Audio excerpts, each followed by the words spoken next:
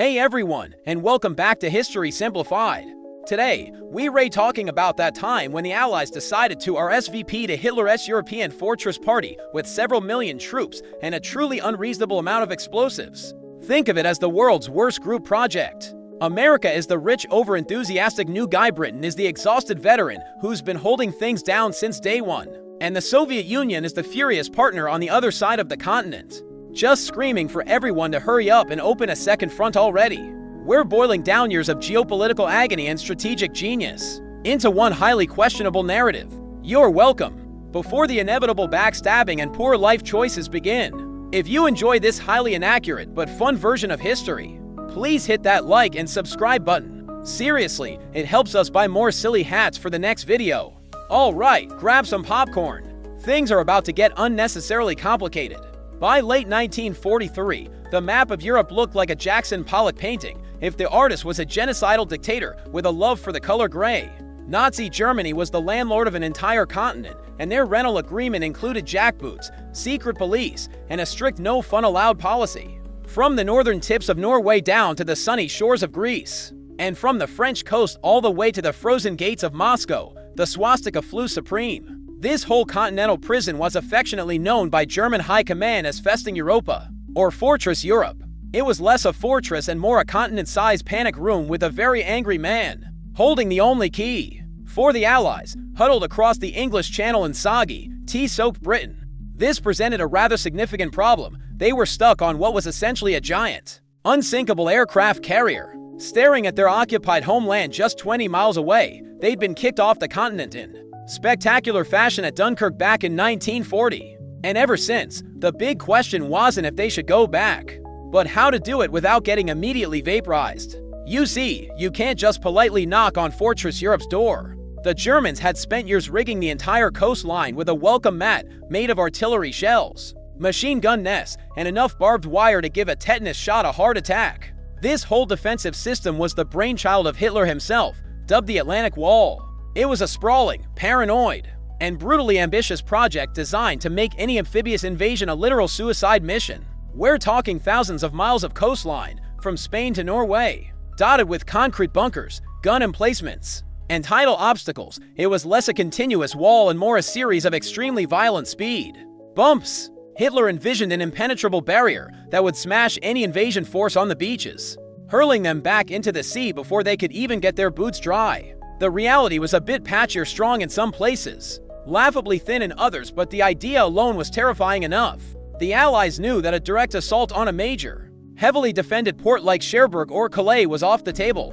That was the obvious move, and the Germans had turned those ports into concrete murder holes. Sailing a fleet into one of those would be like trying to park a battleship in a blender. No, the only way in was the hard way, the insane way. They had to land on a long, open, sandy beach, a place with zero natural cover, where they would be completely exposed to every gun the Germans could point at them. It was a logistical and tactical nightmare, the military equivalent of trying to assemble IKEA furniture in the middle of a hurricane while on fire. This whole mess was supercharged by the screaming coming from the east. Joseph Stalin, leader of the Soviet Union, was currently engaged in the world's largest and bloodiest wrestling match with the bulk of the German army. He was losing millions of soldiers and civilians, and he was getting just a little bit tired of fighting 90% of the Nazi war machine by himself.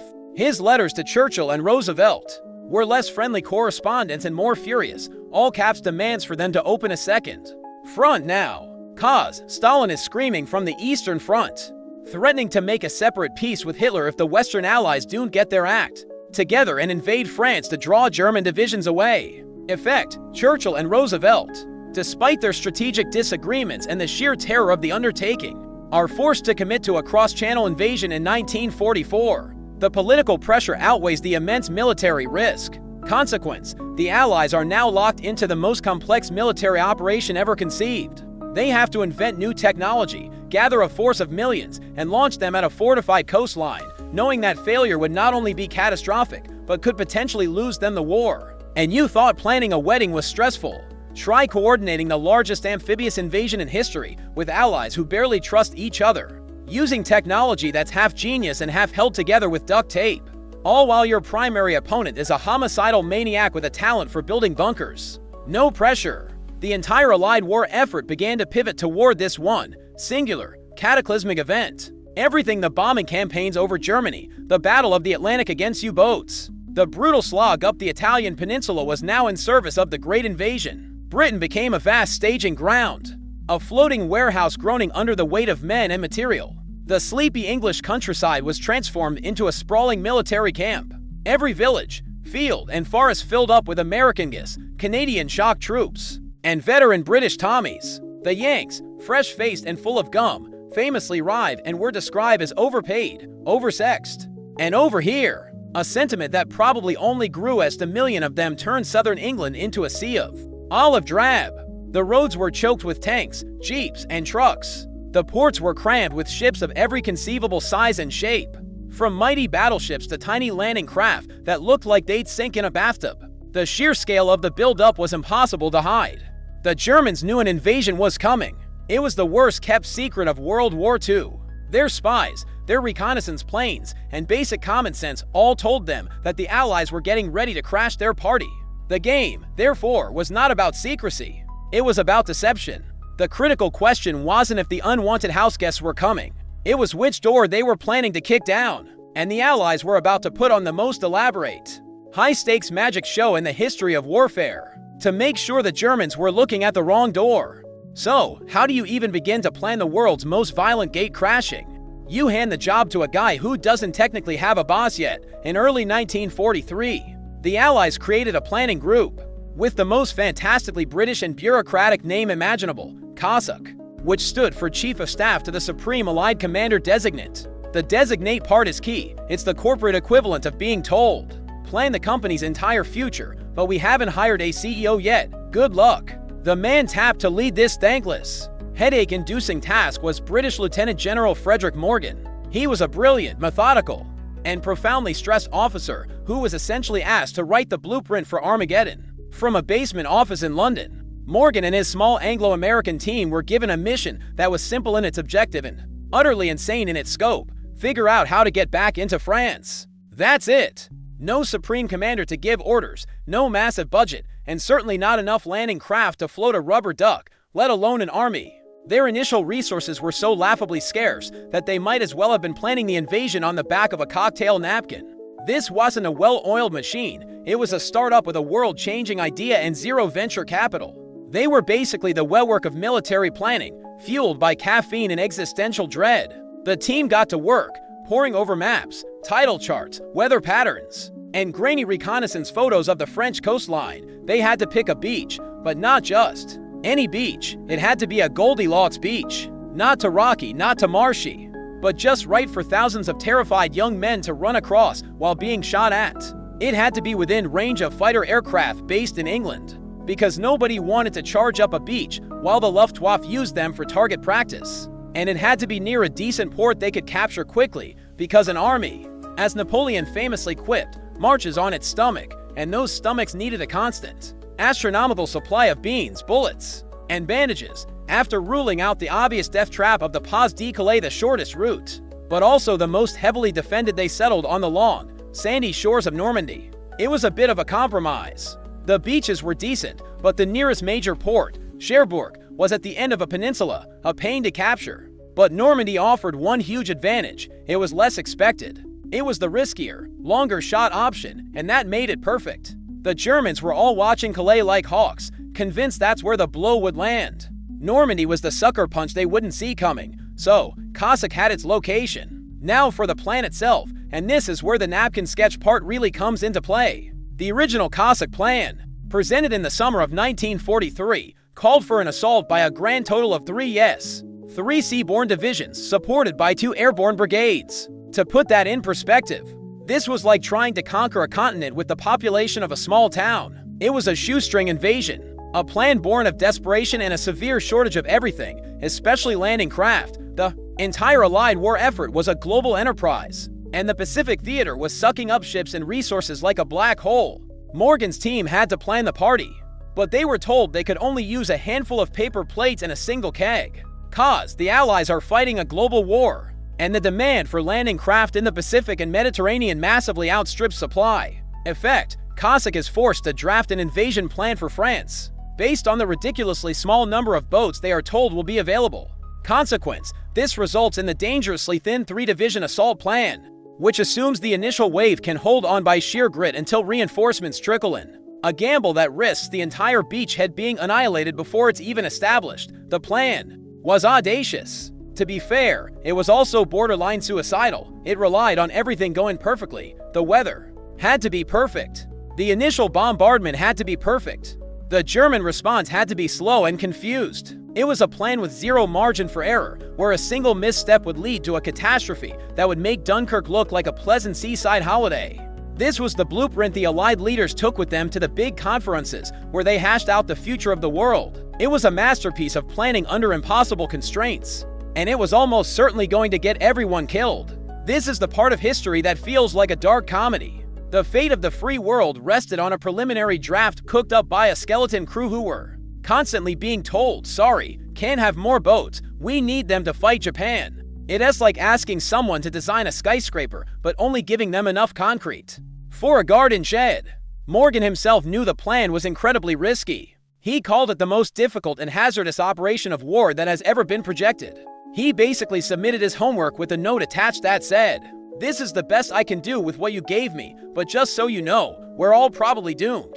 The plan sat there for months, a ticking time bomb of logistical inadequacy. It was approved in principle, because what other choice did they have? It was either this ridiculously thin invasion, or no invasion at all. The entire strategy was a monument to the Allied predicament. They had the industrial might to build the weapons and the manpower to use them, but the simple bottleneck of transportation, the sheer number of specialized boats needed to haul an army across a hostile sea, was threatening to cripple the entire endeavor. Before it even started, they were trying to throw a continental-scale haymaker, but their arm was just a little too short. Fortunately, a few people with some serious clout were about to look at this plan and say, absolutely not, we're gonna need a bigger boat, and a bigger army, and a bigger everything. The napkin sketch was about to get a major, world-altering rewrite.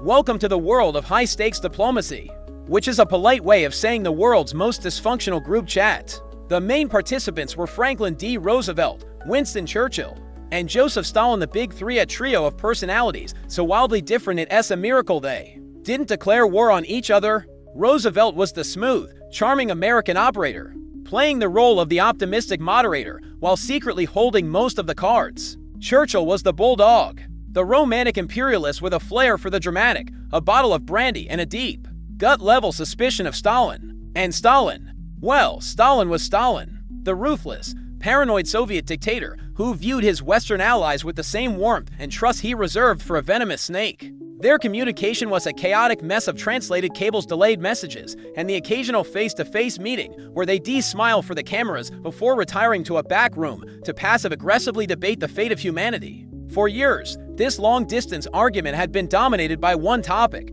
the Second Front. Stalin, whose country was absorbing about 4/5 of the entire German war effort, was screaming for it. Every message he sent was a thinly veiled accusation that the Allies were letting the Soviets do all the bleeding, and he wasn't entirely wrong. While American and British troops were fighting in North Africa and slogging their way up Italy, it was nothing compared to the meat grinder of the Eastern Front. Stalin wanted a full-scale invasion of France, and he wanted it yesterday. He needed the Allies to draw dozens of German divisions away from his territory, and he was getting tired of excuses. The main source of those excuses, at least in Stalin's eyes, was Winston Churchill. Churchill was haunted by the memory of World War I's trench warfare, a static, bloody stalemate that had chewed up an entire generation of young men. He had a deep-seated horror of a direct, frontal assault on a heavily fortified coast. His strategic vision was more peripheral. He favored what he poetically called attacking the soft underbelly of Europe. This meant continuing the fight in the Mediterranean, invading Italy, maybe pushing into the Balkans, chipping away at the edges of the Nazi Empire, rather than punching it directly in the face. It was a strategy of indirection, of caution, and to Stalin, it sounded a lot like cowardice and deliberate foot-dragging. Roosevelt was caught in the middle, but his top military advisors, particularly George Marshall, were firmly in the pro-invasion camp. They were American strategists, direct, pragmatic, and obsessed with logistics. They saw the war as a problem of overwhelming force applied at the decisive point. To them, Churchill's Mediterranean adventures were a wasteful diversion. The fastest way to Berlin was straight through France. This put FDR in alignment with Stalin.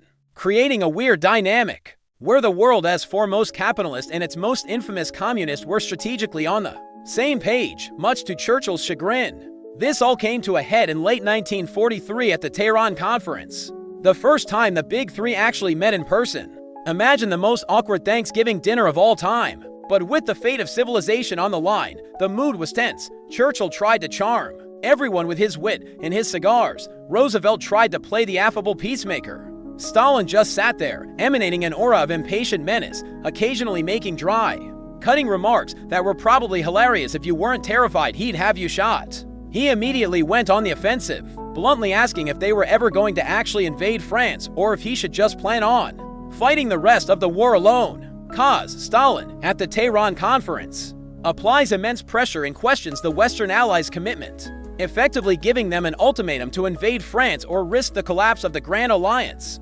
Effect: Roosevelt sides decisively with Stalin against Churchill's Mediterranean-focused strategy, forcing a concrete commitment from all three leaders to a cross-channel invasion, codenamed Operation Overlord. In the spring of 1944, consequence, the debate is finally over. The Allies are now locked into a single, massive, continent-altering strategy, shifting all resources and focus toward the build-up in Britain and ending Churchill's hopes of a peripheral war. The pressure worked. Roosevelt, wanting to secure Soviet cooperation for the future war against Japan and the post-war world, made it clear that the United States was committed to Overlord. Churchill found himself outvoted and cornered. He argued passionately for his Mediterranean plans, but the tide had turned. The sheer gravity of the Soviet sacrifice and the overwhelming industrial might of the United States had created an unstoppable momentum. The decision was made. The invasion would happen. May 1944 was the target date. The dysfunctional group chat had finally produced a result, mostly through a combination of bullying and peer pressure. This was a monumental turning point. It ended years of strategic debate and squabbling. The Germany First policy was now laser-focused on a single point on the map: the coast of France. For Stalin, it was a massive victory. He finally had his second front. For Roosevelt, it was the logical culmination of American strategy. For Churchill, it was a moment of profound reluctance. He pledged his full support. Of course, he was a fighter above all else, but he did so with a heavy heart, deeply fearful of the sea running red with Allied blood. He later wrote that as he flew away from Tehran, he felt a deep foreboding. The great irony here is that three men with completely incompatible worldviews managed to agree on the most complex undertaking in military history. A capitalist Democrat, a romantic imperialist, and a totalitarian communist all pointed their fingers at the same spot on the map and said, "Okay, we go there." It is a testament to the unifying power of having a common enemy who is demonstrably worse than everyone else in the room. With the high-level bickering finally settled, the real work could begin. Someone had to actually lead this thing, and the man they were about to pick was an unassuming officer from Kansas, who was about to get the most stressful promotion in the history of the world. So, the Big Three had finally agreed to throw the world's most violent party on the French coast. Now they needed a party planner, a bouncer, a master of ceremonies with a spine of steel and the patience of a saint. The job title was Supreme Commander, Allied Expeditionary Force, which is a very fancy way of saying the guy everyone blames if this goes horribly wrong. And for months, there was only one name that everyone, from Washington to London, assumed would get the gig: George C. Marshall. George Marshall was the U.S. Army Chief of Staff, the architect of the American military miracle. He was a figure of almost mythical competence, a quiet, austere, brilliant man who had turned a tiny, Depression-era army into a global superpower. He was respected, admired, and even feared. Roosevelt called him his organizer of victory.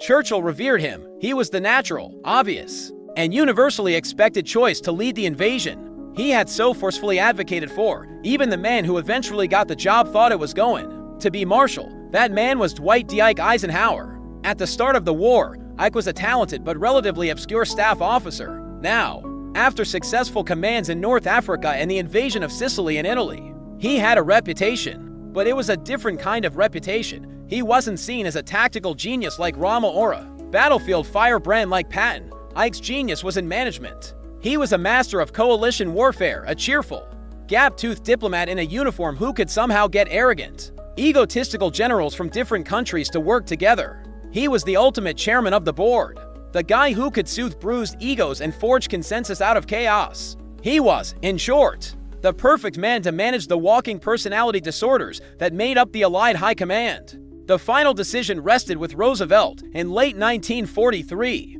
As he was heading to the Cairo and Tehran conferences, he had to make the call. He had Marshall travel with him, and everyone saw it as a sign that the great organizer was about to get his field command. But Roosevelt hesitated. Marshall was the valuable to indispensable in Washington. He was the logistical brain of the entire U.S. war effort, the man who understood the global picture better than anyone. Sending him to England to run one admittedly massive operation would be like sending your company's CEO to go run the mailroom. Finally, in Cairo, Roosevelt turned to Marshall and said, "I didn't feel I could sleep at ease if you were out of Washington." And just like that, the decision was made. It wasn't a question of who was the better general, it was a question of who was irreplaceable. Marshall was irreplaceable in Washington, so the job went to his protege. A few days later, Roosevelt met with Eisenhower and told him the news with shocking casualness. "Well, Ike," he said, "you're going to command Overlord." With that one sentence, the weight of the Western world settled squarely onto Eisenhower's shoulders. Cause Roosevelt needs his indispensable Army Chief of Staff, George Marshall, to remain in Washington to manage the global U.S. war effort and advise him directly. Effect, the command for Overlord. The most prestigious field command of the war is instead given to Marshall's protege, Dwight D. Eisenhower. Consequence, Eisenhower's unique skills in coalition management and diplomacy are placed at the head of the invasion, proving to be exactly what the ego-driven, multinational force needed to hold together, arguably more so than a pure battlefield tactician might have been. Now, let's be clear about what this job entailed. Being Supreme Commander wasn't just about moving troops around a map. It was about being the single point of contact for the most complex human endeavor ever attempted. The job posting would have read, "Seeking 5-star general. Must have experience leading multinational armies, settling arguments between grown men who behave like toddlers, predicting the weather with divine accuracy, and personally approving the D-Day menu. Low pay, high stress, world depends on you. No pressure." He was in charge of the Army, the Navy, the Air Force, the supply lines, the secret agents, and, most importantly, the clashing personalities of his subordinate commanders. He had the famously prickly and egotistical British General Bernard Montgomery as his ground commander. He had the equally egotistical and wildly theatrical American General George S. Patton chomping at the bit. He had the proud and imperious Charles de Gaulle, leader of the Free French, constantly reminding him that France's honor was at stake. It was a snake pit of ambition and national pride, and Ike was the snake charmer. His days were filled with endless meetings, trying to get the Air Force to cooperate with the Navy, and trying to get the British and Americans to stop subtly insulting each other. The actual plan to invade France was almost a secondary concern to just keeping his own team from imploding. When Ike arrived in London in January 1944 to officially take command, he was handed the Cossack plan, that thin, 3-division assault born of desperation and a lack of boats. He and his newly appointed ground commander, Montgomery, took one look at it and basically threw it in the bin. It was too weak, too narrow, too risky. It was a plan to get a toehold. They needed a plan to kick the door off its hinges. They immediately demanded more men, more beaches, more paratroopers, more everything. They wanted a 5-division front, a broader, more powerful punch that would overwhelm the defenders and secure a large, robust beachhead on day one. This decision to massively scale up the invasion sent a shockwave through the entire Allied system. It meant finding more landing craft, which were the rarest commodity in the world. It meant delaying the invasion from May to June to get one more month's production of boats. And it meant that the stakes, already astronomically high, were raised even further. A bigger invasion meant a bigger target. And if they were going to throw this many men at the Atlantic Wall, they had to be absolutely, positively, 100% certain that the Germans were looking the other way. The art of deception was about to become the most important weapon in the Allied arsenal. All right, so Eisenhower has his bigger, beefier invasion plan, 5 divisions hitting the beaches, paratroopers dropping from the sky. It's a proper apocalypse in the making. But this created an even bigger problem. A 3-division invasion is hard to hide. A 5-division invasion, with its corresponding fleet of nearly 7,000 ships, is like trying to hide an elephant in a phone booth. The Germans knew the Allies were coming. The south coast of England was basically one giant military base groaning under the weight of men and steel. The only question that mattered was where, and if the Allies were going to have any chance of surviving the first few hours. On the beaches of Normandy, they needed to make the Germans look with absolute, unshakable conviction in the wrong direction. Enter Operation Fortitude. This wasn't just a military plan. It was the most ambitious, high-stakes, continent-spanning magic trick ever performed. It was a masterpiece of deception, a symphony of lies conducted on a global scale. The goal was simple: to convince German high command that Normandy was just a diversion, a feint designed to draw their reserves away from the real target. And that real target, the place where the main event was supposedly going down, was the Pas de Calais. Why Calais? Because it was the obvious choice. It was the shortest distance across the English Channel, just 21 miles. It was the quickest route to Germany's industrial heartland. It was the place any sane, logical military commander would choose to invade, and because of that, the Germans had turned it into the most heavily fortified stretch of coastline on planet Earth. The Allies' entire deception strategy was built on reinforcing the Germans' own logical assumptions. They were going to gaslight the entire Third Reich. To do this, they needed a fake army, a really, really big one. So they created one out of thin air, the First U.S. Army Group, or FUSAG. FUSAG was the biggest, baddest, most powerful army in the Allied order of battle. It had over 1 million men, dozens of divisions, and its own insignia. It also had one minor quirk: it didn't exist. It was a complete fabrication. A ghost army made of rubber, wood, and radio waves. Across the fields of Kent, in southeast England, directly opposite Calais, a phantom force began to assemble. Special units of artists, engineers, and sound technicians. Many of them recruited from Hollywood film studios, went to work. They inflated hundreds of rubber M for Sherman tanks and parked them in neat rows for German reconnaissance planes to photograph from 10,000 feet. A rubber tank looks exactly like a real one, especially if you want to believe it's real. They built plywood aircraft and parked them on dummy airfields. They constructed vast, empty fuel depots and fake barracks. The ports of Dover were filled with fleets of dummy landing craft. Flimsy contraptions of canvas and scaffolding that looked impressively real from a distance. It was the world's most elaborate and deadly stage play. But a ghost army needs a ghost commander, and to make the Germans truly believe in FUSAG, the Allies gave it the one general they feared and respected above all others, George S. Patton. Old blood and guts. The flamboyant, pearl-handled pistol-wielding, aggressive American commander was, in the German view, the Allies' best general. They were obsessed with him. They tracked his every move. So the Allies took Patton, who was actually in the doghouse for slapping a soldier, and very publicly gave him command of this phantom army. He swaggered around Kent, giving speeches, inspecting his non-existent troops, and generally being as loud and conspicuous as possible. The Germans took the bait completely. They reasoned that the Allies would never entrust their main invasion force to anyone but their top brawler. Cause the Allies need the Germans to believe their most powerful army group, FUSAG, is poised to strike the Pas de Calais. Effect, they assign their most famous and feared general, George S. Patton, as FUSAG's commander, knowing German intelligence will follow him religiously and conclude that wherever Patton is, the main attack will be. Consequence, Hitler and his generals become fixated on FUSAG and Calais, keeping their most powerful panzer divisions, the 15th Army, stationed there, ready to repel Patton's phantom invasion, even as real Allied soldiers are dying on the beaches of Normandy. To complete the illusion, the Ghost Army needed a voice. A massive, coordinated radio deception plan, codenamed Operation Quicksilver, was launched. A special unit of radio operators created a torrent of fake radio traffic, mimicking the chatter of a million-man army preparing for an invasion. They broadcasted phony orders, weather reports, and even the mundane GI complaints about the terrible English food. German listening posts all along the French coast picked up this electronic ghost, and their intelligence analysts dutifully plotted the location and movements of divisions that were nothing more than a handful of guys in a truck with a radio transmitter. It's genuinely hard to overstate the beautiful absurdity of this, the fate of the D-Day landings. The success or failure of the entire war in the West depended heavily on whether the Germans would fall for bouncy castles and a radio drama. This wasn't just warfare, it was psychological warfare on an industrial scale.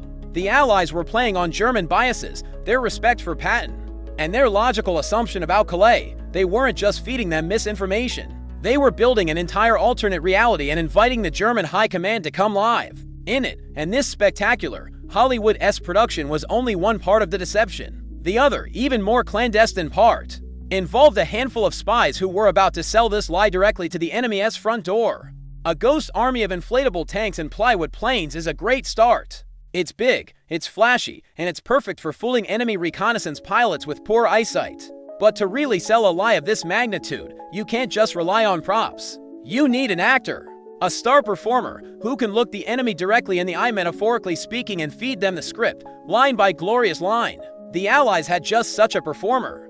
He was a Spanish chicken farmer turned amateur con artist with a flair for the dramatic and a pathological hatred of fascists. His name was Juan Pujol Garcia, but the British knew him by a different name, a code name that perfectly captured his talent for theatrical deception: Garbo. Juan Pujol was one of the most wonderfully bizarre characters of the entire war. He wasn't a trained spy. He wasn't a military man. He was just a guy who decided, with the burning conviction of a zealot, that he needed to do something to stop the Nazis. So, in 1941, he walked into the British embassy in Madrid and offered his services as a spy. The British, understandably, took one look at this eccentric, fast-talking Spaniard with zero experience and told him to get lost. Undeterred, Pujol decided on a new plan. If the British wouldn't hire him to spy for them, he would get himself hired by the Germans and spy on them instead.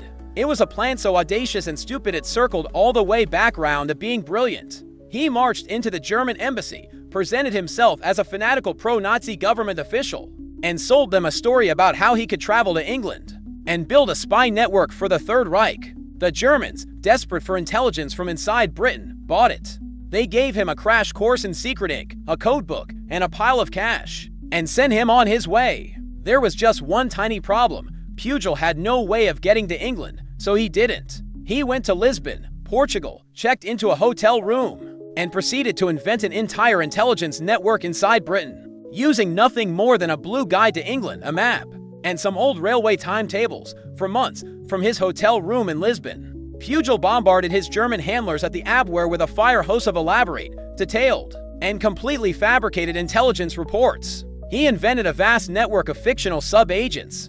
There was a KLM pilot, a disgruntled sailor, a talkative U.S. sergeant, a Welsh nationalist in Swansea. He gave them backstories, personalities, and operational quirks. He filed their expense reports. He even had some of them die in tragic but heroic circumstances, which only made the Germans trust the surviving members of his ghost network even more. His reports were a masterpiece of creative writing, a potent cocktail of plausible-sounding details and utter fantasy. He once submitted a report about troop movements in Liverpool, noting that the men there would do anything for a liter of wine at a tale. That any actual person in Britain would have known was absurd, as they used pints. The Germans, however, ate it up.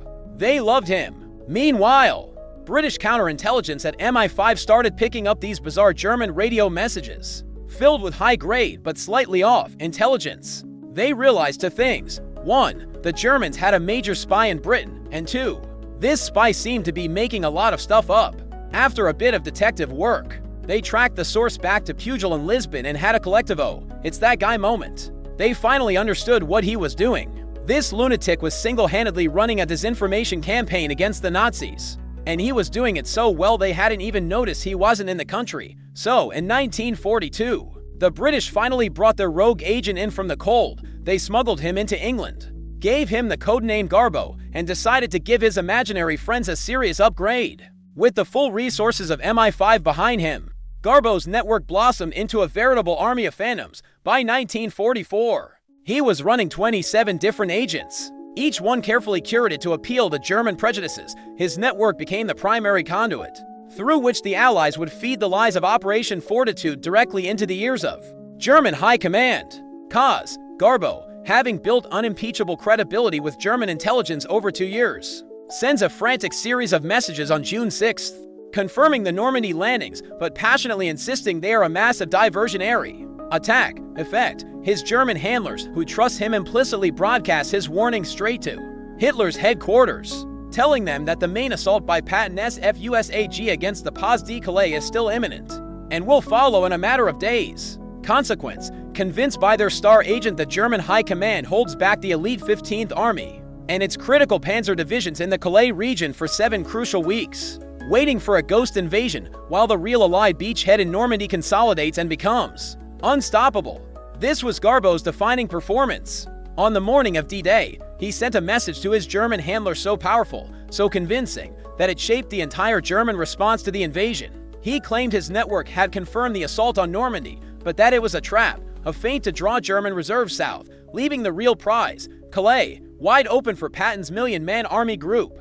To make the performance even more believable, Garbo had his MI5 radio operator transmit the message with deliberate, panicked errors, as if the agent was terrified of being discovered. The Germans didn't just believe it, they broadcast it as fact to the highest levels of command. Hitler himself swallowed the story whole. The absurdity of this cannot be overstated. The German generals, men who prided themselves on military precision and cold logic, were being outsmarted by one Spanish guy and his 27 imaginary friends. Think about that. While real men were dying on Omaha Beach, the most critical strategic decisions in Berlin were being influenced by reports from a fictional Venezuelan student in Glasgow and a non-existent Indian poet in Brighton. It's the most successful catfish operation in history. For his services to the Third Reich, the Germans awarded Juan Pujol Garcia the Iron Cross, their highest military honor for bravery. A few months later, for his services to the Allies, the British made him a member of the Order of the British Empire. He is very likely the only person in history to be decorated by both sides in the Second World War. Garbo's magnificent, audacious lie worked perfectly. It kept the German panzers sitting idle, waiting for an invasion that only existed in his imagination, giving the real invaders the priceless gift of time. So while the Allies are busy conducting the world's greatest puppet show with inflatable tanks, and a Spanish super spoofer, one man on the other side of the channel is getting a very, very bad feeling about the whole thing. That man was Field Marshal Erwin Rommel, the legendary Desert Fox, the one German general the Allies genuinely respected and feared in equal measure. And in late 1943, Hitler, in a rare moment of clarity, had pulled him out of Italy and given him a new job, Inspector of the Atlantic Wall. It was a glorified inspection tour that quickly turned into the most frantic, desperate construction project of the war. When Rommel arrived in France, he took one look at the much-hyped Atlantic Wall and was utterly horrified. It wasn't a wall. It was a collection of impressive-looking concrete forts connected by wishful thinking. In the key areas, like the Pas de Calais, it was formidable, but elsewhere, along hundreds of miles of coastline, it was patchy, unfinished, and manned by second-rate troops, older men, wounded veterans, and conscripts from occupied territories who would have rather been doing literally anything else. It was, as he furiously noted, a propaganda wall. He knew, with the cold certainty of a commander who had actually faced the Allies' industrial might, that this would not be enough. Rommel's entire philosophy was born from his experiences in North Africa, where Allied air power had relentlessly hounded and destroyed his forces whenever they tried to move in the open. He knew that if the Allies got ashore and established a beachhead, it was game over. The Luftwaffe was a shadow of its former self, meaning Allied fighter bombers would own the skies over France. Trying to move panzer divisions to the coast after the landing would be a suicide mission. They'd be spotted and annihilated from the air before they even saw the sea. This led him to a single, terrifying conclusion. The invasion had to be defeated on the beaches. Not a mile inland, not 10 miles inland. Right at the water's edge. The first 24 hours, he declared, would be the longest day, and it would decide the fate of the war.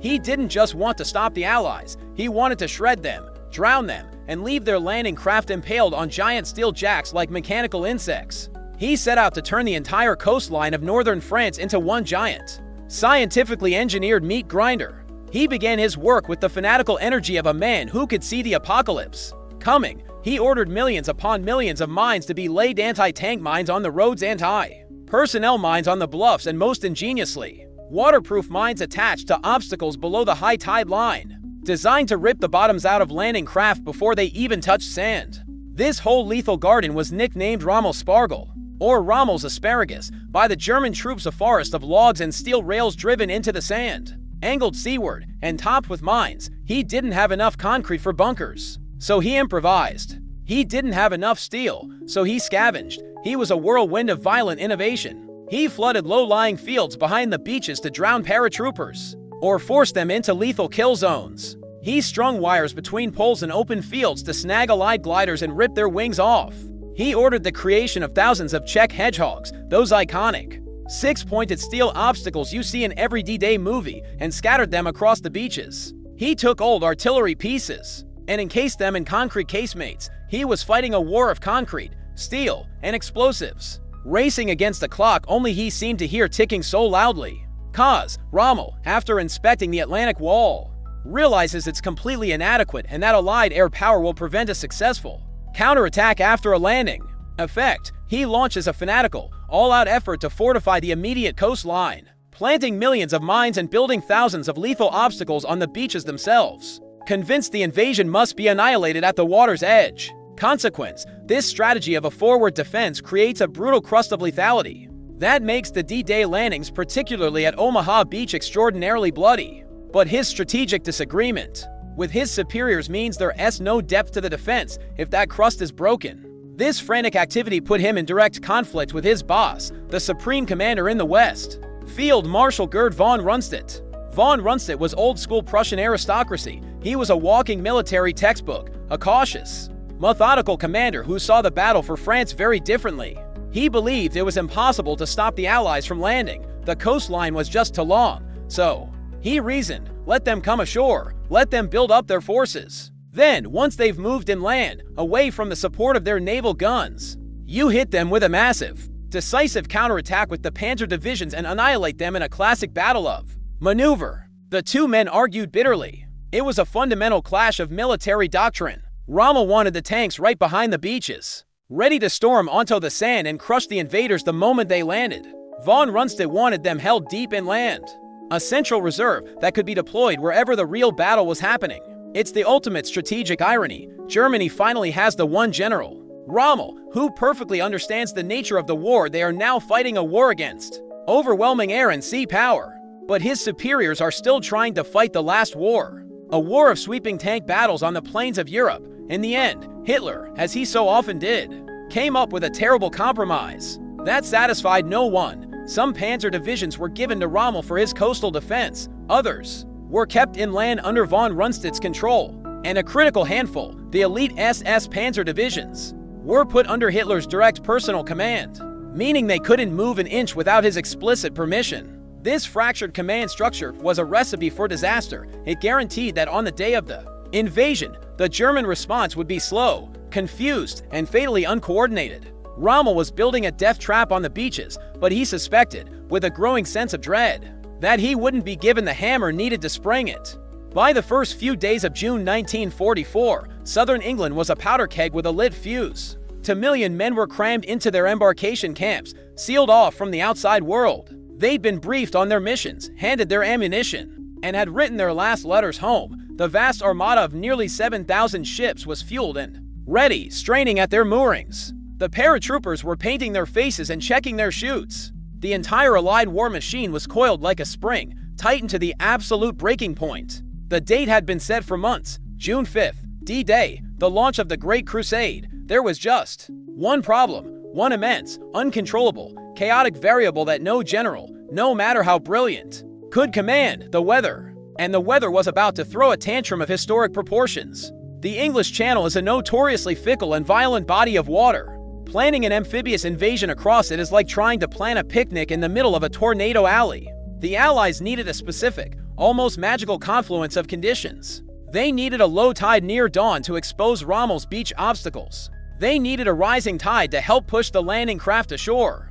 They needed a full moon for the paratroopers and pilots operating the night before. And they needed at least 3 consecutive days of reasonably calm seas and clear skies for the landing and the crucial build-up that followed. The number of days in any given month that met all these criteria could be counted on one hand. The early days of June were one of those rare windows, but as June 4th dawned, a monstrous storm system was boiling up from the Atlantic. We're not talking about a bit of drizzle and a stiff breeze. This was a full-blown gale. The winds were howling, whipping the channel into a churning gray chaos. Rain was lashing down in horizontal sheets, and the cloud cover was a thick, impenetrable blanket stretching from the ground up to thousands of feet. It was the worst possible weather for an invasion. It was a weather system designed by a malevolent god specifically to ruin D-Day. The entire operation hinged on the forecast provided by a dour, stressed-out Scottish meteorologist named Group Captain James Stagg. Stagg was the lead weather forecaster for SHAF, Eisenhower's headquarters,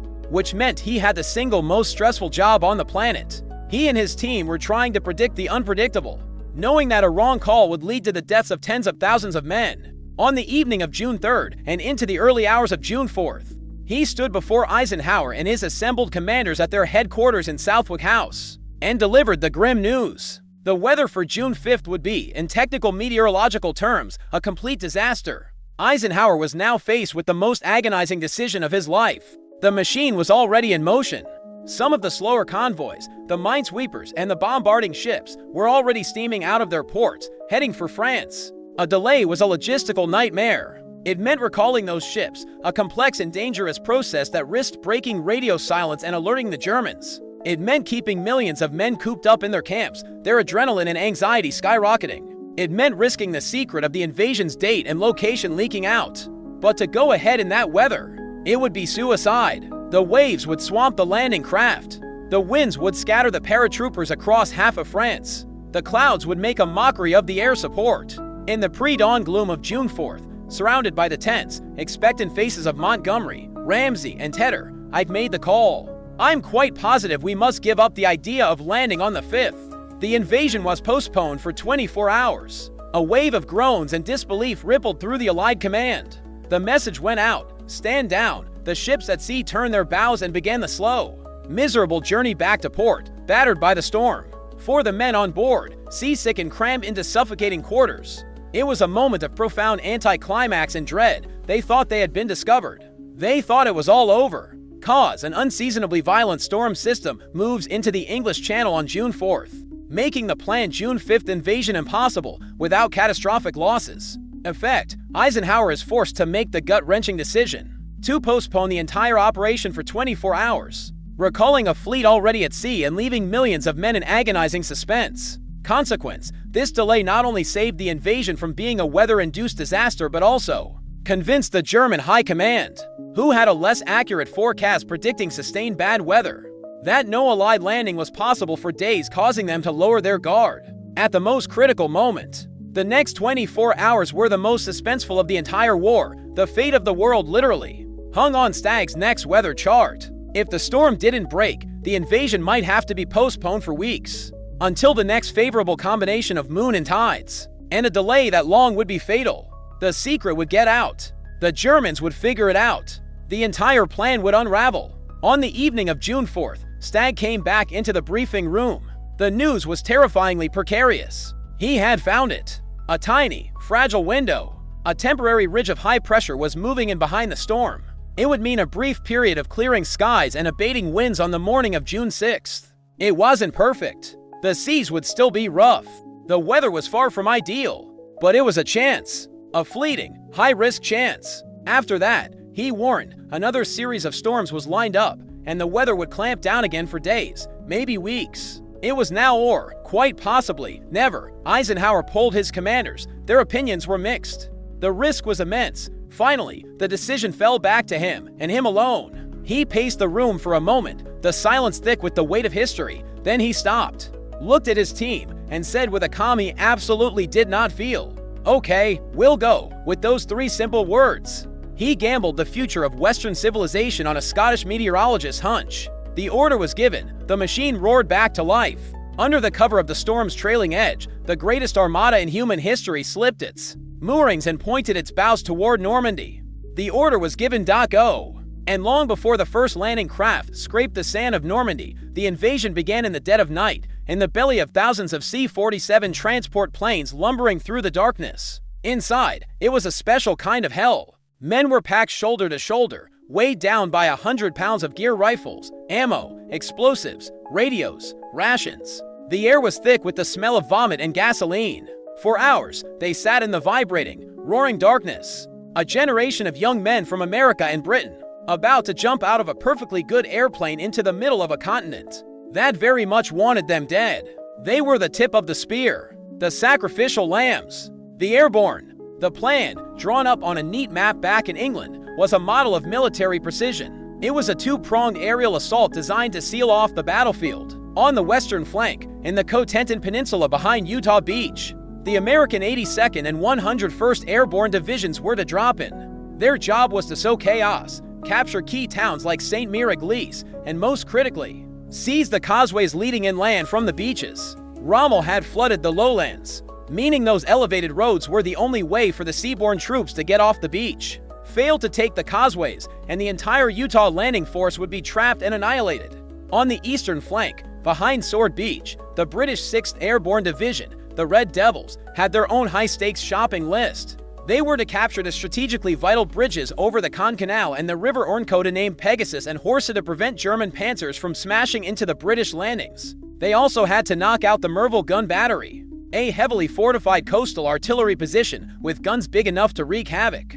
On the invasion fleet, it was a delicate, complex, and brutally unforgiving plan. And the moment the planes crossed the French coast, that beautiful plan flew into a wood chipper. A thick, unexpected bank of clouds, the angry remnants of the storm, threw the transport formations into disarray. Intense German anti-aircraft fire, or flak, erupted from the ground, filling the night sky with lethal black puffs of smoke and red tracer rounds. The pilots, many of them flying their first combat mission, took evasive action, weaving and diving to avoid the fire. They broke formation, they got lost, they flew to high, to low, to fast. And when the little green light inside the fuselage finally flashed on, signaling the jump, thousands of paratroopers leaped out into pure, unadulterated mayhem. Instead of landing in concentrated groups on their designated drop zones, they were scattered like seeds in a hurricane. Men from the 101st were dropped miles away, mixed in with men from the 82nd.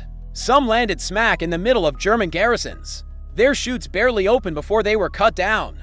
Others landed in the flooded marshes Rommel had prepared, the weight of their gear dragging them under the dark water to drown before they could fire a shot. The famous story of Private John Steele of the 82nd, whose parachute snagged on the church steeple in St. Mire-Église, leaving him dangling helplessly as the battle raged below, was not an exception. It was the norm. It was a perfect storm of bad weather, bad luck, and the brutal friction of war. Cause a chaotic mix of low cloud cover, intense German anti-aircraft fire, and pilot inexperience shatters the tight formations of the Allied transport planes. Effect: the vast majority of the American paratroopers are misdropped over a 25-mile area, far from their objectives, isolated, and with most of their equipment lost. Consequence: this utter tactical failure inadvertently creates a strategic masterstroke. The Germans are bombarded with reports of paratroopers everywhere, believing a massive airborne invasion is happening all across the peninsula, paralyzing their response as they hunt for ghosts. In every field and forest, on the ground, it was a nightmare of confusion. Officers couldn't find their men, squads couldn't find their platoons, radios were lost or broken. The only thing connecting these isolated soldiers in the dark was a child's toy, a little metal cricket clicker. One click-clack was the challenge. To click-clacks was the response. In the terrifying silence between firefights, the Normandy countryside echoed with the sound of desperate men clicking for their lives, praying the response wasn't a burst from a German machine gun. This is the beautiful, bloody irony of the airborne assault. As a precision military operation, the American drop was an unmitigated disaster. Almost none of the units landed where they were supposed to. But as an exercise in psychological warfare, it was an accidental triumph. The Germans were completely baffled. Their command centers lit up with frantic reports of enemy paratroopers everywhere, in fields, in villages, in their own backyards. They had no idea where the main effort was, what the objective was, or how many men they were facing. It seemed like the entire sky had opened up and rained American soldiers. This widespread chaos effectively paralyzed the German command structure on the Cotentin Peninsula, preventing them from organizing a coherent counterattack against the beaches. They were too busy chasing phantoms in the dark. While the Americans were turning chaos into an art form, the British on the eastern flank had a slightly different experience. Their pilots were better trained in night navigation, and their drop was far more accurate. The most spectacular success came from a tiny force of 180 men and 6 wooden gliders, a form of transport we'll get to in a moment. Their mission, a pinpoint, silent assault to capture the Orne and Caen Canal bridges. It was a one-way trip with a very high chance of a messy ending. But in one of the most stunning feats of the war, they pulled it off, crash-landing their gliders within yards of their objectives and seizing both bridges intact in a swift, violent firefight. The first piece of liberated French soil on D-Day wasn't a beach, it was a bridge, secured by a handful of madmen in wooden boxes. As dawn approached, the situation across Normandy's flanks was one of controlled, desperate chaos. The paratroopers hadn't achieved all their objectives, not by a long shot. But they had done something arguably more important. They had kicked the hornet's nest with both feet. They had shattered the night-spread panic and confusion through the German rear. and ensured that when the main invasion force hit the beaches, the defenders would be looking over their shoulders, terrified of the enemy who had literally dropped out of the sky behind them. If you thought jumping out of a plane at night into a hail of gunfire was the craziest way to get to work, allow me to introduce you to its even more unhinged cousin, the combat glider. Imagine a large, flimsy box made of plywood, canvas, and glue, with a pair of wings slapped on as an afterthought. Now, cram 30 heavily armed soldiers or a jeep and an anti-tank gun inside. Tow it behind a bomber like a giant, awkward kite, and then just let it go over enemy territory in the middle of the night. The goal wasn't to land, it was to crash with style. This wasn't a military strategy, it was an officially sanctioned, controlled catastrophe. The men who flew them had a variety of affectionate nicknames for their craft, including the flying coffin, the tow target, and the silent coffin. You get the idea. It was basically praying with wings. Why on earth would anyone do this? 2 reasons. First, silence. Unlike a roaring C-47 transport plane, a glider, once released from its tow rope, was a ghost. It could descend almost silently, bringing an element of total surprise to an assault. Second, and more importantly, it could carry heavy equipment. Paratroopers were limited to what they could carry on their backs. Gliders could bring in the big toys, artillery, jeeps, medical supplies, an entire command staffs, and deliver them in theory as a single, cohesive unit right on top of an objective. It was the World War II equivalent of Amazon Prime. If the delivery driver's final step was to smash the van through your front door. The most legendary example of this insane tactic was the very first Allied action on French soil, a few minutes past midnight on June 6th. This was the capture of the Pegasus and Horsa bridges, a mission so daring it sounds like something out of a comic book. A tiny force of British commandos from the 6th Airborne, led by Major John Howard, boarded 6 airspeed Horsa gliders. Their mission was a coup de main, a swift, surgical strike to seize the 2 bridges intact before the Germans could blow them up. Failure meant German tanks could swarm the British beaches. Success meant securing the entire eastern flank of the invasion. No pressure. The pilots of these gliders were not just airmen. They were artists of the controlled crash. They had to navigate in the dark, detached from their tow planes, and then using only moonlight and sheer instinct put these 3.5-ton wooden boxes down on a handkerchief-sized patch of French dirt right next to a heavily defended bridge, and they did it in one of the most incredible feats of flying in history. The lead glider pilot, Staff Sergeant Jim Walwork, brought his craft down so close to the Pegasus bridge that its nose smashed through the German barbed wire defenses. The landing was a violent, screeching, splintering affair that knocked everyone unconscious for a moment. They woke up, stumbled out of the wreckage, and seized the bridge in less than 10 minutes of brutal, close-quarters fighting. It was audacious, it was perfect, and it was a 1 in a million shot that set an impossibly high standard for every glider assault that followed, because for every Pegasus bridge, there were a dozen landings that were pure, unmitigated carnage. The American glider landings later on D-Day were a testament to the brutal physics of the concept. As reinforcements for the 82nd and 101st were flown in, they weren't greeted by silent, unsuspecting fields. They were descending into a chaotic battlefield, often in broad daylight, and into the deadly embrace of Rommel S. Asparagus, those giant poles he had ordered planted in every open field specifically to murder glider troops. Cause: the Allies require a method to land heavy equipment and concentrated units directly on target, a capability paratroopers lack. Effect: they commit to a large-scale assault using hundreds of combat gliders, which are essentially engineless, disposable aircraft designed for a one-way trip. Consequence: this high-risk strategy leads to both stunning successes like the capture of Pegasus Bridge and horrific casualties, as many gliders are ripped to shreds by anti-glider obstacles and crash landings, making it one of the most perilous jobs of the invasion. The experience for the men inside was harrowing. First, the nauseating, bumpy tow across the channel.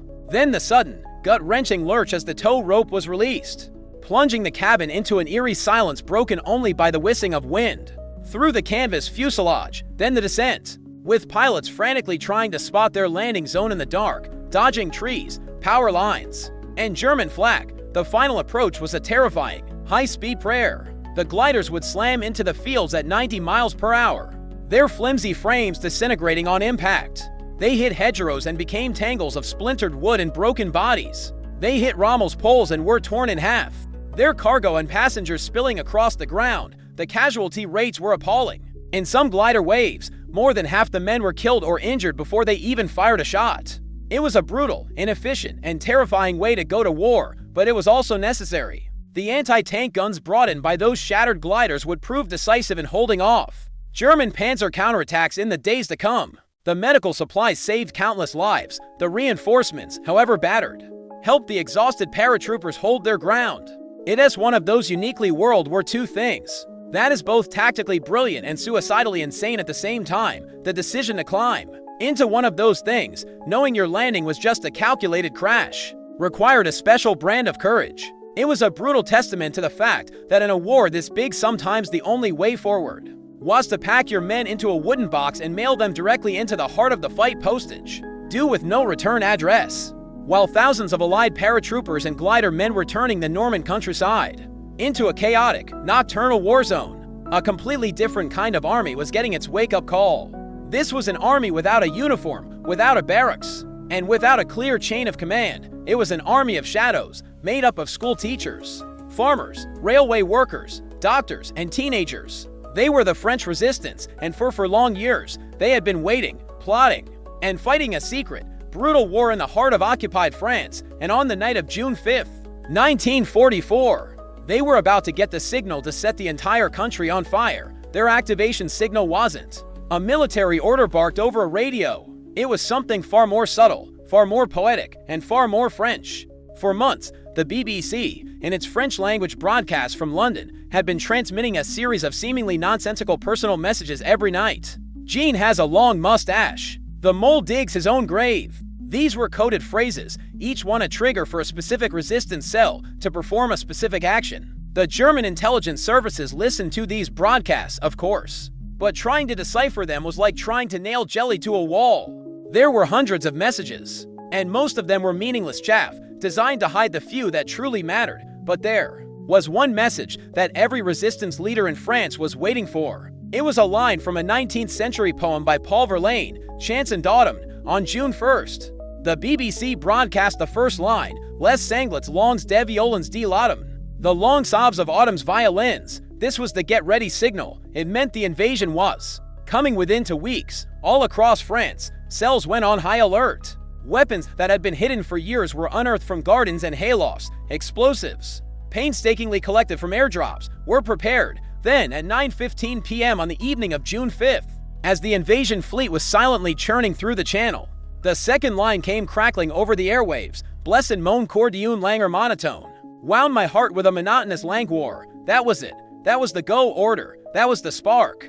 All over France, in darkened basements and remote farmhouses, men and women huddled around their radios, heard those words, and nodded to each other. The time had come. The great insurrection had begun. Cause, the Allies, coordinating with the Special Operations Executive so in London, need to systematically paralyze the German ability to respond to the Normandy landings. Effect, the BBC broadcasts the pre-arranged Verlaine poem, the go signal that activates thousands of resistance cells simultaneously across the entire breadth of France. Consequence, this triggers a nationwide campaign of sabotage known as Plan Vert, Plan Tortue, and Plan Violet, resulting in over 1,000 acts of destruction in the first 48 hours. That severed crucial rail lines, communication cables, and roads, fatally delaying German reinforcements from reaching the battlefield. What followed was a symphony of destruction, orchestrated by whispers and executed in darkness. This wasn't about fighting pitched battles. It was about crippling the nervous system of the German occupation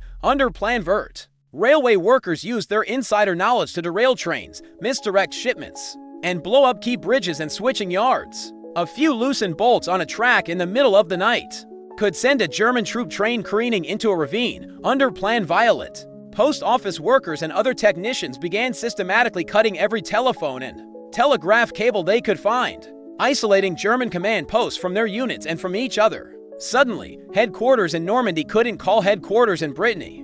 Generals couldn't get orders to their panzer divisions. The entire command structure began to go deaf and dumb. It's just so beautifully, perfectly absurd.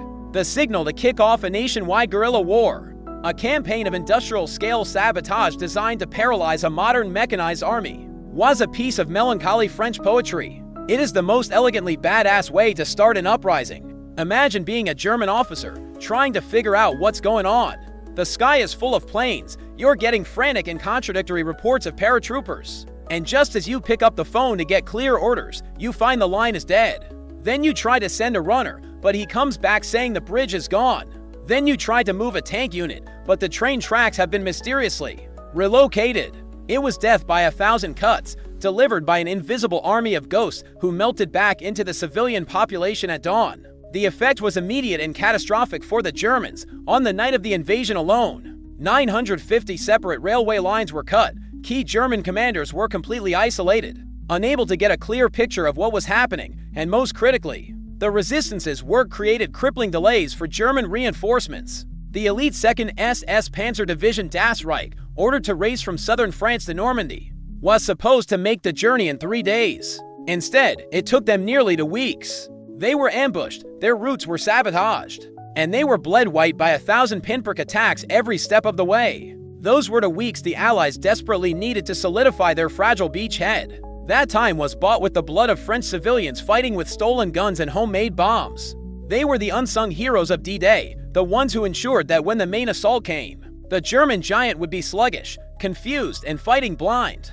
As the resistance was busy turning France's national infrastructure into a series of charming, smoldering ruins, the main event was making its grand entrance, silently, under the cover of the storm's angry tail and the pre-dawn darkness. The largest fleet ever assembled in the history of human conflict had slipped across the English Channel.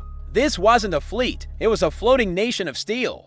A city at sea dedicated to the singular purpose of delivering violence. Nearly 7,000 vessels, from majestic, battle-scarred battleships to tiny, bobbing landing craft, choked the horizon. It was a forest of masts and funnels, stretching for miles in every direction. An unbelievable, impossible sight for the German soldiers huddled in their concrete bunkers along the Normandy coast. The morning of June 6 began like any other. The weather was foul, the sea was angry. They'd been on high alert for weeks, but the storm had convinced their commanders that no invasion was possible. Some were sleeping, some were brewing coffee. Then, as the first gray light of dawn began to seep through the clouds, they looked out to sea, and the world ended. Imagine peering through a slit in your concrete pillbox and seeing not just a few ships, not even 100 ships, but the entire concept of naval power parked on your front lawn. It was less a Guten Morgen and more of a pants wetting, faith-losing, career-ending shy. The sheer scale of it was a weapon in itself. This was Operation Neptune, the naval component of Overlord, and it was a logistical miracle. The American battleships USS Texas and Arkansas, the British HMS Warspite and Ramillies, cruisers, destroyers, gunboats, over 1,200 warships formed the outer ring, their guns bristling. And behind them, protected like a precious, fragile cargo, were over 4,000 landing craft, each one packed with seasick, terrified young men. For these soldiers, the journey across the churning channel had been its own special kind of hell. Crammed into the flat-bottom Higgins boats, they were thrown about by the rough seas. The stench of diesel fumes and vomit thick in the air. They weren't storming the beaches yet. They were just trying not to throw up on the guy in front of them. Then, at precisely 5:50 a.m., 10 minutes before the first American troops were scheduled to land, the starting gun for the apocalypse was fired. The entire horizon erupted in a flash of orange light. It was the military equivalent of the world's loudest. We're here, a deafening earth-shaking roar as thousands of naval guns, from the colossal 16-inch cannons of the battleships to the rapid-firing 5-inch guns of the destroyers, opened up on a 50-mile front. The sound was a physical thing, a concussion that vibrated in the bones. The sky was filled with the screaming, whistling sound of shells, each one a Volkswagen-sized piece of hate mail addressed to the Atlantic Wall. Cause, the Allies believe, a massive, concentrated naval bombardment is essential to neutralize the Atlantic Wall's concrete defenses and demoralize the German defenders before the troops land. Effect, they assemble a colossal fleet of warships which unleashes thousands of tons of high explosives on the Normandy coastline in a short, violent barrage at dawn. Consequence, while the bombardment is psychologically terrifying and suppresses some defenders, its short duration and inaccuracy failed to destroy many of the key German bunkers, leaving the formidable defenses largely intact. To meet the first wave of infantry on the beaches, the plan was simple: erase the German defenses from the face of the earth. The bombardment was supposed to be a symphony of destruction, a carefully choreographed barrage designed to shatter concrete bunkers, shred barbed wire entanglements, and detonate minefields. It was meant to be a sledgehammer, cracking the nut of Fortress Europe before the first soldier ever set foot on the sand. For about 40 minutes, the coast of Normandy disappeared in a rolling cloud of smoke, dirt, and pulverized concrete. It looked like a line of volcanoes had spontaneously erupted just offshore. From the ships, it was a terrifyingly beautiful sight. On the receiving end, it was Armageddon. German soldiers who survived described the ground heaving, the air becoming unbreathable, and the sheer, unending noise driving men mad. But here's the brutal punchline. For all its sound and fury, the naval bombardment was a spectacular, terrifying, and very loud failure. It was the military equivalent of trying to perform brain surgery with a jackhammer. The force was undeniable, but the precision was lacking. The low cloud cover and the smoke from the barrage itself obscured the targets. The gunners were firing from heaving ships at well-camouflaged positions several miles away, and most importantly, those German bunkers, filled with tons of reinforced concrete, were just a damn tough. The shells that landed nearby shook them and deafened their occupants. But a direct hit from a major caliber naval gun was needed to crack one open, and direct hits were rare. The American sectors, in particular, got the short end of the stick. The plan for Omaha and Utah called for a shorter, sharper bombardment, worried that a longer one would churn up the beaches too much. The result was that many of the most dangerous German gun positions were merely inconvenienced. They were rattled, scared, and covered in dust, but they were very much still operational. As the bombardment lifted and the clocks ticked over to H hour, the German machine gunners slowly picked themselves up, brushed the dirt off their uniforms, peered through the smoke, and saw the first wave of landing craft churning towards them through the surf. The Navy had rung the dinner bell. The beaches hadn't been cleared. They had just been made very, very angry. And now, thousands of young men were about to run headlong into a buzzsaw they'd been told would be a smoldering ruin. As the thunder of the naval guns faded, the first wave of landing craft belonging to the U.S. 4th Infantry Division churned through the choppy, gray water towards their objective, Utah Beach. This was the westernmost of the 5 invasion beaches, a crucial foothold on the Cotentin Peninsula needed to seal off the port of Cherbourg. Inside the Higgins boats, men from the 8th Infantry Regiment were hunched down, their faces green from seasickness, their knuckles white on their rifles. The plan they had memorized for months was about to meet the violent, unpredictable reality of combat. They were supposed to hit 2 sectors codenamed Tari Green and Uncle Red. The plan was simple. The ocean had other ideas. The one-two punch of a strong southerly current and the thick smoke from the naval bombardment, which obscured key landmarks, had conspired to shove the entire assault wave off course. The lead landing control craft, tasked with guiding the first wave in, had been pushed nearly a full mile south of its intended target. The 30-odd Higgins boats following behind, their vision obscured, did what any sensible person would do in a confusing situation. They just followed the guy in front. Like a flock of very heavily armed, very nauseous sheep, the entire first wave of the 4th Division was heading for the wrong beach. Their landing craft scraped against the sand of a sector designated Victor, a place they had never seen on a map, a place they had never rehearsed attacking. The ramp slammed down with a deafening clang. The men took a deep breath, braced for the machine gun fire that had haunted their nightmares for months, and charged out into the surf. And they were met with a surprising lack of immediate death. Instead of a storm of steel from dozens of fortified positions, there was only sporadic, inaccurate fire from a handful of German strongpoints. The mighty naval bombardment, which had so spectacularly missed its primary targets up the coast, had, by sheer dumb luck, plastered the few German defenses that actually existed on this stretch of sand. This was the happy little accident of D-Day. The 4th Division had accidentally stumbled onto the one patch of the Utah Beach area that was almost comically undefended. The Germans had focused their main fortifications on the planned landing sites, leaving this southern sector relatively weak. By landing in the wrong place, the Americans had inadvertently executed a perfect flanking maneuver against the entire German defensive scheme, but at that moment, nobody knew it was a good thing. All they knew was that they were lost. The unit commanders on the beach were in a state of controlled panic. They were a mile from where they were supposed to be. The entire intricate, timetable-sensitive plan was now a useless piece of paper.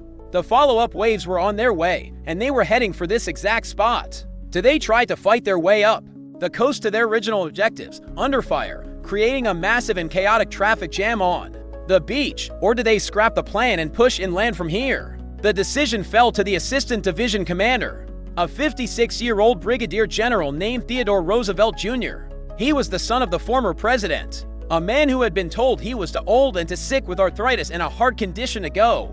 Ashore in the first wave, he had petitioned Eisenhower personally, arguing his presence would steady the young troops. He was walking with a cane, and he was the first and only general to land with the first wave on D-Day. As chaos reigned around him, Roosevelt calmly strode up and down the beach, surveying the situation, seemingly immune to the sporadic shell fire. He was a walking island of calm in a sea of confusion. After a quick assessment, he realized the beautiful, simple truth of their mistake. The defenses here were weak, the resistance was manageable.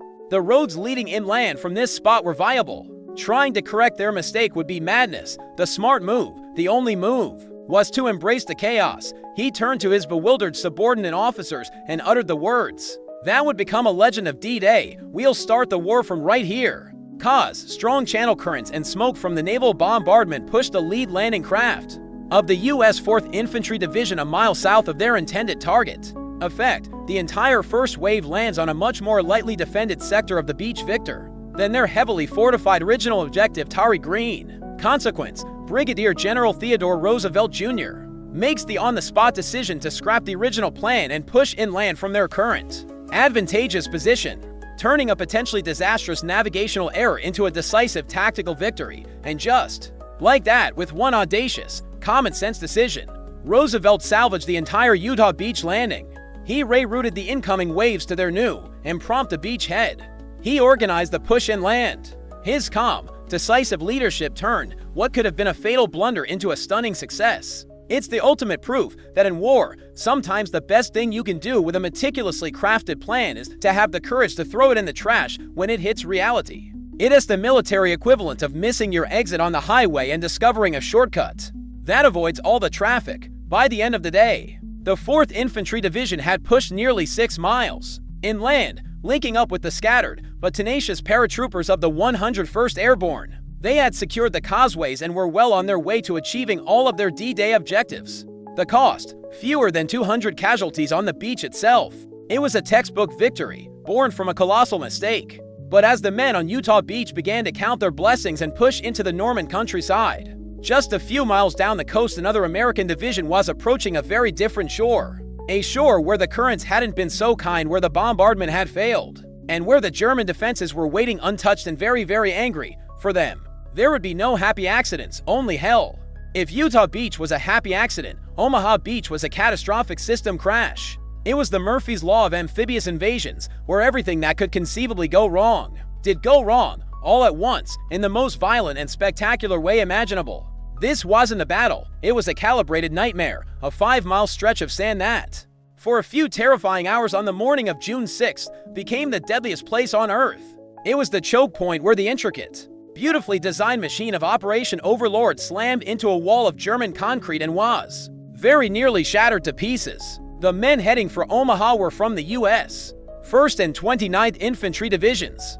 They were confident, they were well trained, and they had been told a story. The story was that the Air Force and the Navy were going to turn the German defenses into a smoking parking lot before they arrived. What they didn't know was that the story was a complete work of fiction. The pre-invasion air bombardment, hampered by low clouds, had completely missed the beach, dropping its payload of 13,000 bombs uselessly on fields several miles inland. The short, sharp naval bombardment that followed had barely scratched the paint on the main German bunkers. They also didn't know who was waiting for them. Allied intelligence believed Omaha was defended by a single regiment of second-rate German static troops. They were catastrophically wrong. In a stroke of terrible luck, the battle hardened.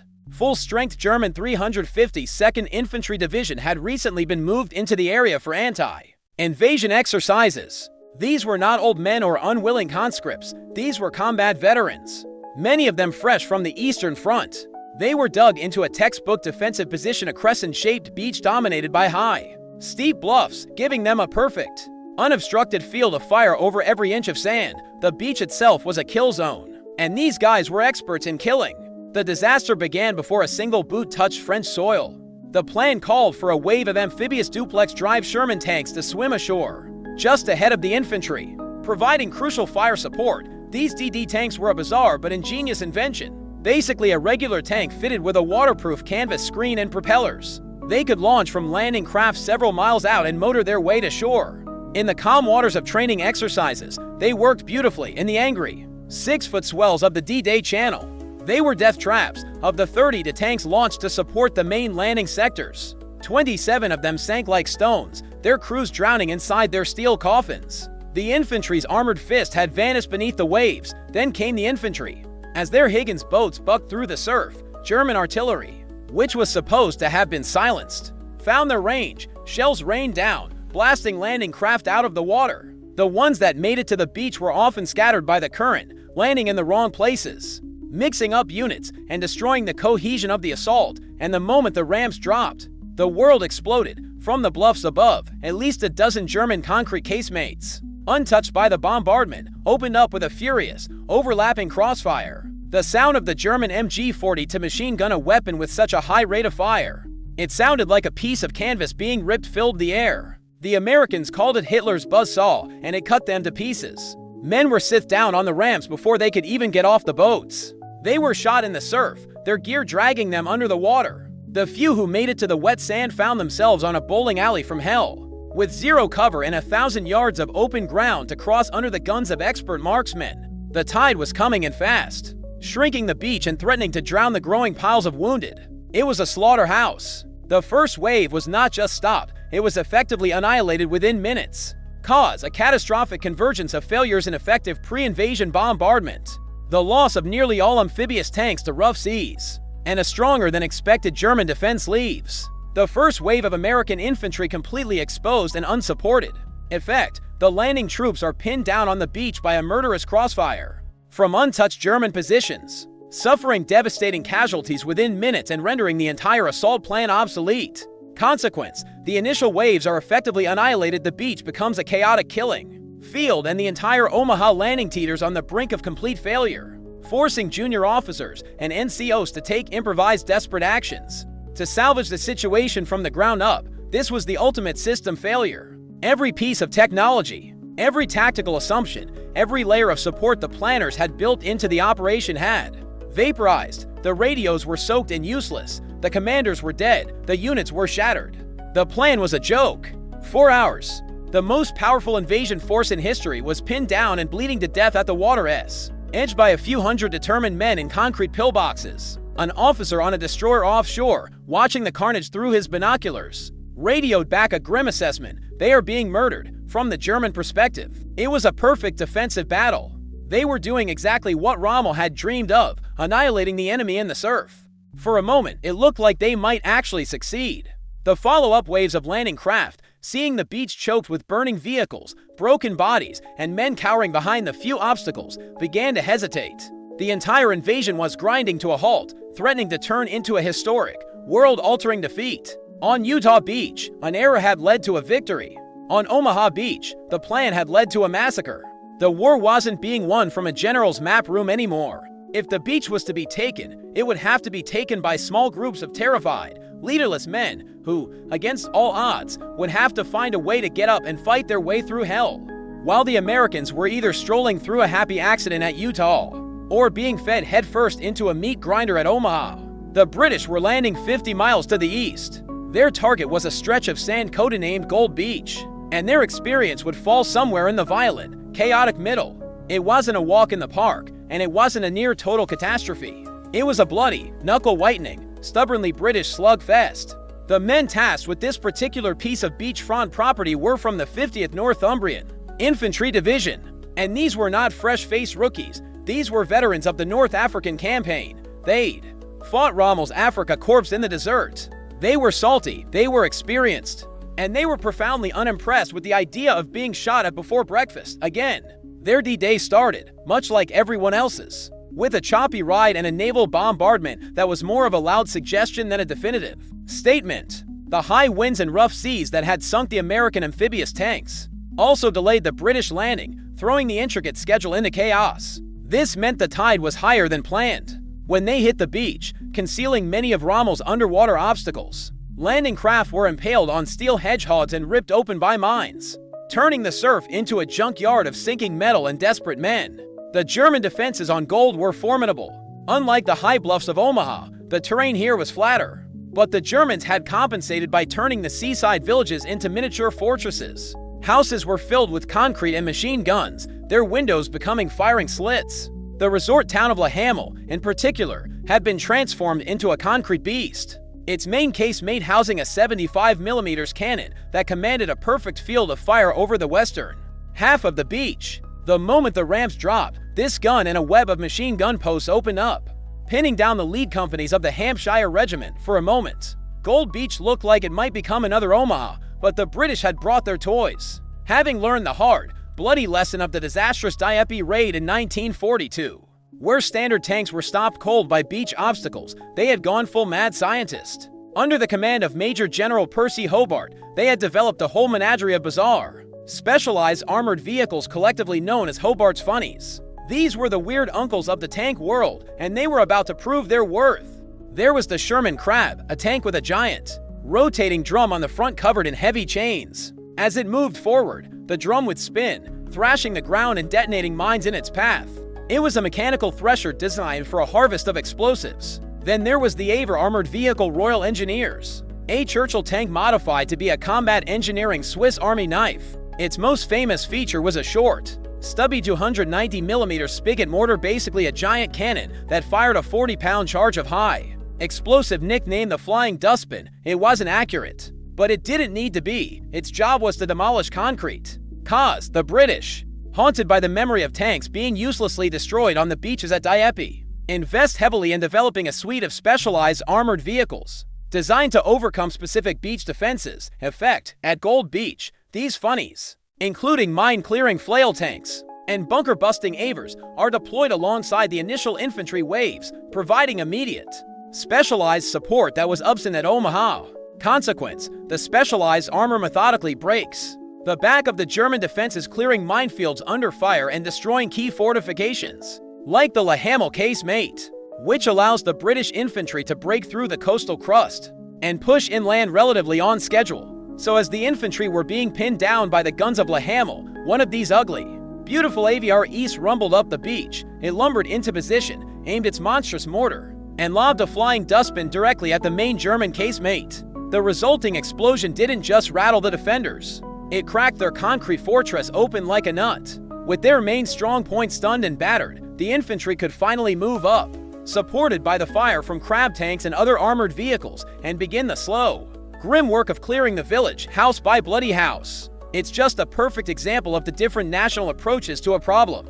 The Americans at Omaha planned to obliterate the defenses from a distance with overwhelming air and naval power. When that failed, they were left with sheer human courage. The British, ever the eccentric engineers, assumed it might not work, and so they built a series of weird, custom-made tools for the job. You have a minefield, we have a giant, angry flail, you have a concrete bunker. We have a flying garbage can full of explosives. It was less elegant, perhaps, but on D-Day, it was brutally effective. The fighting on Gold Beach was a grinder. Every village was a fight. Every field could hide a machine gun. But with the help of their funnies, the 50th Division methodically chewed its way through the German defenses. By the end of the day, they had established a solid beachhead about 6 miles wide and 6 miles deep. They had captured the town of Romanches, which would soon become the site for one of the crucial Mulberry artificial harbors. They had come tantalizingly close to their main objective of Bayeux, the first major French city to be liberated, and they had done it against stiff, determined opposition. Gold Beach was a testament to the power of experience, ingenuity, and the stubborn refusal to be stopped. Next door, their Canadian cousins were about to demonstrate the power of pure, unadulterated aggression. Wedged between the British beaches of Gold and Sword was a 5-mile stretch of sand codenamed Juno. And Juno was Canada's problem. Now, let's talk about Canadians for a second. The global stereotype is that they're relentlessly polite, pathologically apologetic, and probably armed with nothing more dangerous than a hockey stick and a bottle of maple syrup. On June 6, 1944, the German 716th Infantry Division learned, in the most violent way imaginable, that this stereotype was a lie, a vicious, wonderful lie. The men of the 3rd Canadian Infantry Division were about to hit Juno Beach not with apologies, but with a level of focused, brutal aggression that would be unmatched by any other unit on D-Day. The plan for Juno was, like all the others, a neat and tidy affair on paper. The problem, once again, was the angry, churning sea. The same high winds and rough waves that had caused so much trouble. For the Americans and the British were arguably at their worst off Juno. The landing was delayed by 30 crucial minutes. giving the tide even more time to race in and cover Rommel's deadly underwater obstacles. Worse, the choppy water made launching the amphibious DD tanks a near-suicidal proposition. Many of their supporting landing craft were hit by artillery or snagged on mines. The result was that the first wave of Canadian infantry, men from the Royal Winnipeg Rifles and the Queen's Own Rifles of Canada, hit the beach almost completely naked, without the armored support they were desperately counting on, and the German defenses at Juno were no joke. They were arguably stronger and more densely packed than on the British beaches, centered on the fortified seaside town of Courseulles-sur-Mer. The Germans had turned the vacation homes along the seawall into interlocking concrete machine gun nests and mortar positions. It was a death trap.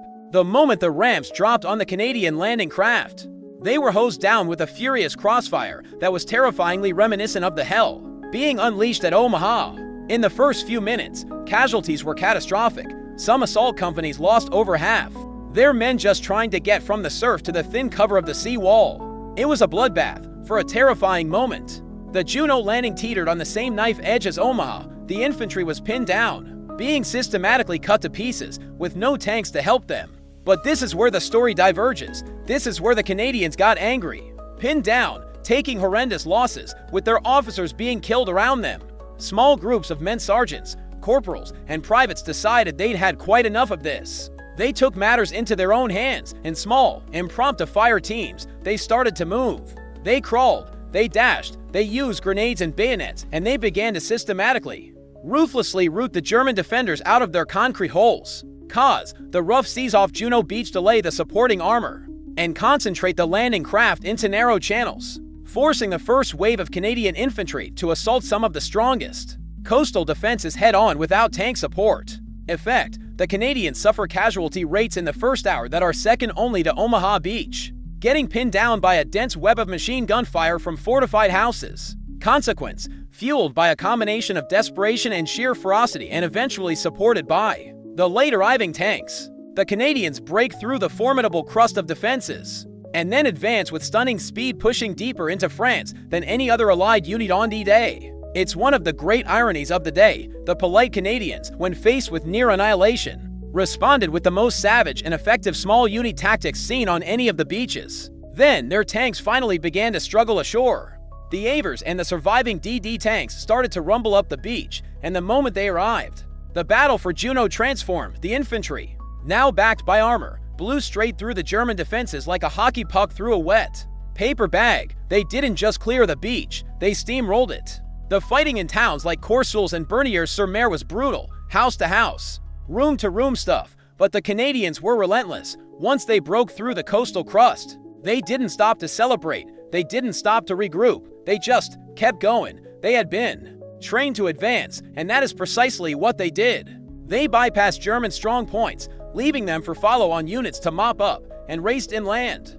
Their orders were to get to the Conbeo Road and the Carpiquet airfield, critical objectives that would secure the entire British-Canadian front, and they ran. By the end of the day, Canadian units had pushed an astonishing 7 miles inland. Some spearheads were within sight of their final D-Day objectives. No other Allied unit, not the Americans at Utah, not the British at Gold or Sword, came close to penetrating that deeply into Fortress Europe on the first day. They had completely shattered the German frontline defenses and were slicing into their rear areas with terrifying speed. The German high command was getting frantic reports of Canadian tanks just showing up places they had no business being. The advance was so rapid that it actually became a problem. Some units had to pull back slightly in the evening because they had outrun their support and were in danger of being cut off. They were, quite simply, too successful. So much for sorry. This was the Canadian way of war. Take a punch to the face, grit your teeth, and then charge forward so hard you end up halfway to Paris by dinner.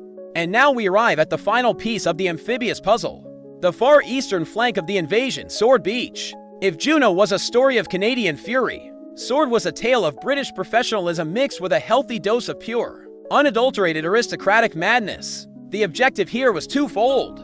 First, the British 3rd Infantry Division had to secure the beachhead and the port of Ouistreham. Second, and more critically, they had to push inland and capture the city of Caen, a vital road hub whose capture was considered the linchpin for the entire British sector. And as a little side quest, They had to race inland and relieve the exhausted paratroopers of the 6th Airborne, who were clinging precariously to their captured bridges over the Orne River. Simple, really, just a quick jog through a minefield to a heavily defended city.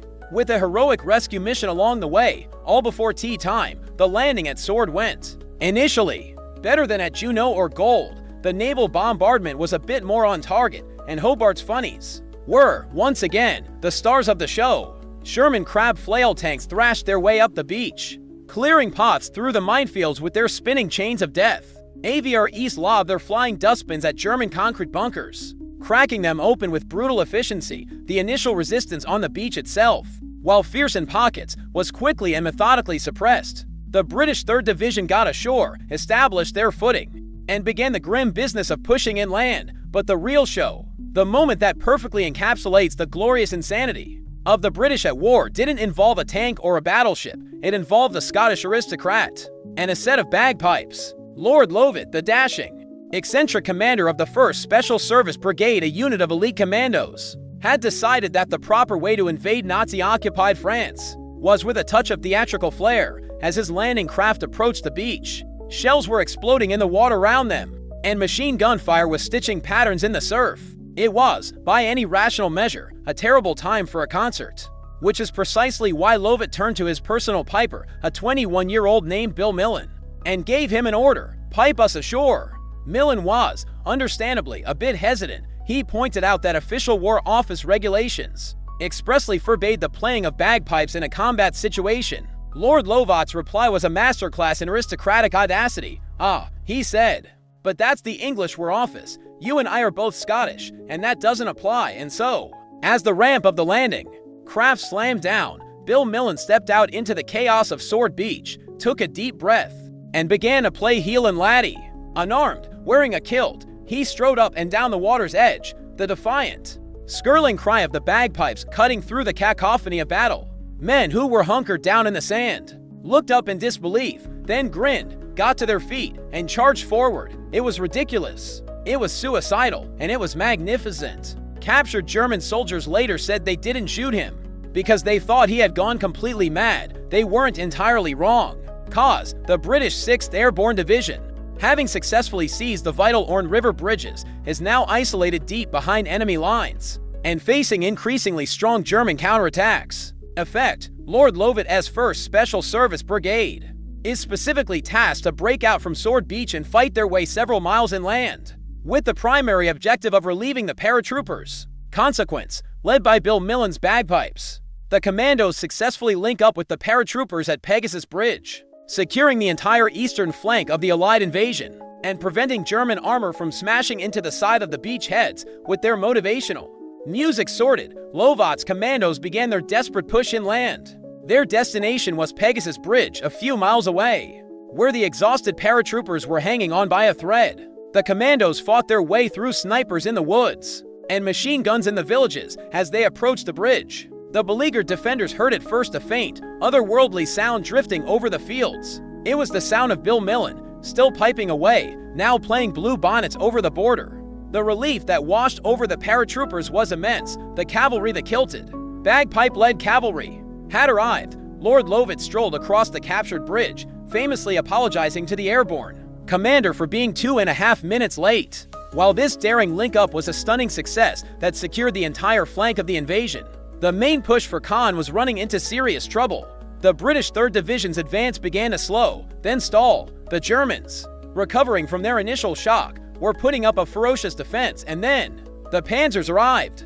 The 21st Panzer Division, the only German armored division stationed close to the Normandy beaches, launched the only significant, coordinated German counterattack of D-Day. They slammed into the British flank, driving a wedge between Sword and Juno beaches and, for a terrifying moment, actually reached the coast. The attack was eventually broken up by a combination of Dug and British anti-tank guns and a sky full of Allied fighter bombers, but it had done its job.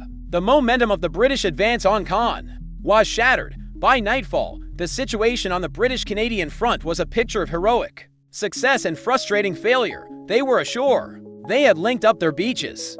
They had secured the flanks. But their main prize, the city of Caen, remained stubbornly in German hands. This failure to capture Caen on D-Day would have massive consequences, turning the fields and villages around the city into a bloody, month-long battle of attrition. The war for the beachhead was over. The war for Normandy was just beginning. And meanwhile, in a series of remote headquarters deep in Germany, the men in charge were just starting to wake up to the fact that their worst nightmare was coming true. So, the Allies are ashore, they are bleeding, they are fighting, but they are on the continent. The fragile crust of Rommel's beach defenses has been cracked wide open in 5 separate places. According to every German military textbook, this is the exact moment, the precise, critical window when you unleash the panzers. You hit the disorganized, vulnerable beachheads with a massive, decisive armored counterattack before they can get organized, before they can land their heavy weapons, and you hurl them back into the sea. Germany had the perfect tool for this job, the ISS Panzer Corps, a powerful reserve force parked near Paris, featuring the elite 12th SS Panzer Division Hitlerjugend and the formidable Panzer Lehr Division. These were the firemen, the stormtroopers, the guys you call when you need a problem brutally and efficiently solved. And on the morning of June 6th, as reports of the landings flooded into German headquarters, these elite units sat by their tanks, engines cold, waiting for the order to move, and they waited. And they waited some more, and the order never came. Why? Because the German command structure wasn't a chain of command. It was a paranoid pretzel of incompetence, designed by a meth-addled dictator to ensure that no one could ever make a decision without his personal blessing. And on the most important morning of the war, the dictator was taking a nap. This is not a joke. This is the single most beautifully, tragically absurd fact of D-Day. Adolf Hitler, a man who micromanaged the war down to the last battalion, had a notoriously weird sleep schedule. He would stay up until the small hours of the morning watching movies and rambling to his inner circle, then take a sleeping draft and sleep until midday. On the night of June 5th, he went to bed at his mountain retreat in Berchtesgaden, confident that the bad weather made an invasion impossible. He gave strict orders that he was not to be disturbed. So, as dawn broke over Normandy and the sky filled with Allied planes and the sea with Allied ships, the phone lines between the front and Hitler's headquarters, the OKW, began to burn. Field Marshal von Rundstedt in the west was getting frantic reports. He knew this was big. He immediately begged, really for the Panzer Reserve to be released. He wanted to hit the invaders, and hit them now. The call was taken by General Alfred Jodl, Chief of Operations at OKW, and Jodl, a man whose defining characteristic was his slavish devotion to Hitler, said no. He looked at the reports from Normandy. He looked at the reports from the Pas de Calais, where Garbeau's Phantom Army was supposedly getting ready. And he, like almost everyone else in the German high command, made the single greatest intelligence blunder of the war. He concluded that Normandy was a feint. It was the diversion. The real attack, Patton's big one, was still aimed at Calais. Releasing the Panzer Reserve now would be playing right into the Allies' hands. It would be moving the queen before the real chess game had even started. So he told Rundstedt to deal with it. Using the forces he had, the big guns would stay put, cause Hitler's command structure requires his personal authorization to move the strategic Panzer Reserves. And his top generals at OKW are both terrified to wake him and convinced that Normandy is a diversionary attack. Effect, frantic requests from field commanders in France to release the 12th SS and Panzer Lehr divisions are repeatedly denied for the entire morning of June 6th, leaving the most powerful German counterattack force sitting idle during the most critical hours of the invasion. Consequence, the 12-hour delay means that by the time Hitler finally awakens and releases the panzers in the afternoon, the Allied beachheads are already consolidating, and the German tanks are forced to move in daylight under skies completely dominated by Allied fighter bombers, leading to their piecemeal destruction. The frustration on the Western Front must have been maddening. Imagine being a firefighter watching a building burn to the ground and being told you can't use the fire truck because the dispatcher is asleep and his deputy thinks this is just a small trash fire, and the real 5-alarm blaze is probably going to start on the other side of town later. For hours, the German command structure was paralyzed by this insane feedback loop. Rundstedt couldn't move the tanks, Jodl wouldn't move the tanks, and nobody had the guts to go knock on Hitler's bedroom door and tell him his continental fortress was being stormed. The most powerful man in Europe was untouchable, cocooned in a world of architectural drawings and Wagnerian fantasies while the fate of his empire was being decided on a beach 1,000 miles away. Finally, around noon, Hitler woke up. He came out for his daily briefing, and when he was told of the landings, he wasn't angry or panicked. He was ecstatic. The news couldn't be better. He reportedly crowed. He was as convinced as Jodl that this was the diversion. He believed the Allies had fallen into his trap, landing in a place where he could easily destroy them. He spent some time gloating, then finally, in the mid-afternoon, he gave the order, unleash the ISS Panzer Corps. By then, it was fatally late. A dozen crucial hours had been lost. A dozen hours the Allies had used to pour men and material ashore. A dozen hours they had used to establish a toehold. And now, the panzers had to move not under the cover of darkness, but in broad daylight. And the skies over France on June 6, 1944, belonged to one entity, and one entity only, the Allied Air Forces. The fire brigade had finally been dispatched, but they were about to drive straight into a firestorm from above. The decision not to wake one man from his nap had arguably sealed the fate of the entire campaign. If you're keeping score at home, the German response to the D-Day invasion is currently being hampered by an inflatable army, a Spanish double agent, a dysfunctional command structure, and a narcoleptic dictator. You'd think that's a sufficient quantity of bad luck for one day. You would be wrong. The universe, it seems, was not just on the Allies' side. It was actively pranking the Third Reich, because at the exact moment the Allied armada was appearing off the coast of Normandy, the one man the Allies feared most, the one general, who had spent months fanatically preparing for this exact day, the master of the Atlantic Wall himself, Field Marshal Erwin Rommel, was not there. He was hundreds of miles away, in Germany, getting ready to give his wife a pair of shoes. This isn't a historical embellishment, it's the God's honest, jaw-droppingly ironic truth. In the first days of June, Rommel, like everyone else, had been watching the weather. He was a bundle of nervous, aggressive energy, constantly touring his coastal defenses, berating his subordinates and demanding more resources. He could feel the invasion coming in his bones. But when that massive storm rolled in on June 4th, his own meteorologists gave him the same forecast they gave everyone else. The weather was garbage, and it was going to stay garbage for days. No sane commander, they assured him, would even think of attempting a landing in these conditions. For Rommel, this miserable weather front presented a small, tantalizing window of opportunity. He was exhausted, he was frustrated with the chain of command, and his wife, Lucy, was about to celebrate her 50th birthday on June 6th. It seemed like a sign. He could make a lightning trip back to his home in Herrling and surprise his wife for her birthday.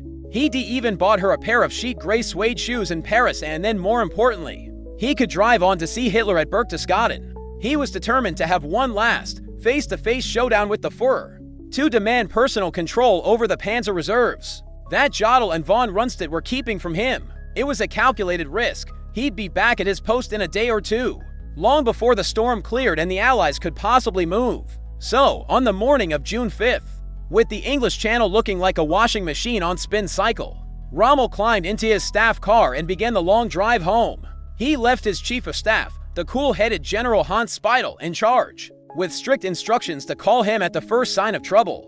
He drove through the rain-swept French countryside, crossed into Germany, and arrived home late that night, a doting husband returning from a business trip, a birthday present tucked in his luggage. The phone rang at 6:30 a.m. on June 6th. It was Speidel. His voice was calm, but the words he spoke were the stuff of a commander's worst nightmare. Speidel reported that there had been enemy paratrooper landings during the night, widespread, but scattered. Then he delivered the hammer blow. Naval bombardment had begun at dawn, and enemy troops were coming ashore on the Normandy coast. Rommel's reaction was a flash of pure, cold disbelief. It was impossible. The weather was impossible. The tides were wrong. This had to be a feint, a diversion. But as Speidel relayed more reports, the scale of the operation became terrifyingly clear. This was it. This was the day. The longest day he had predicted had arrived, and he was missing it. Cause the German weather forecast confidently predicts sustained bad weather, convincing Rommel that no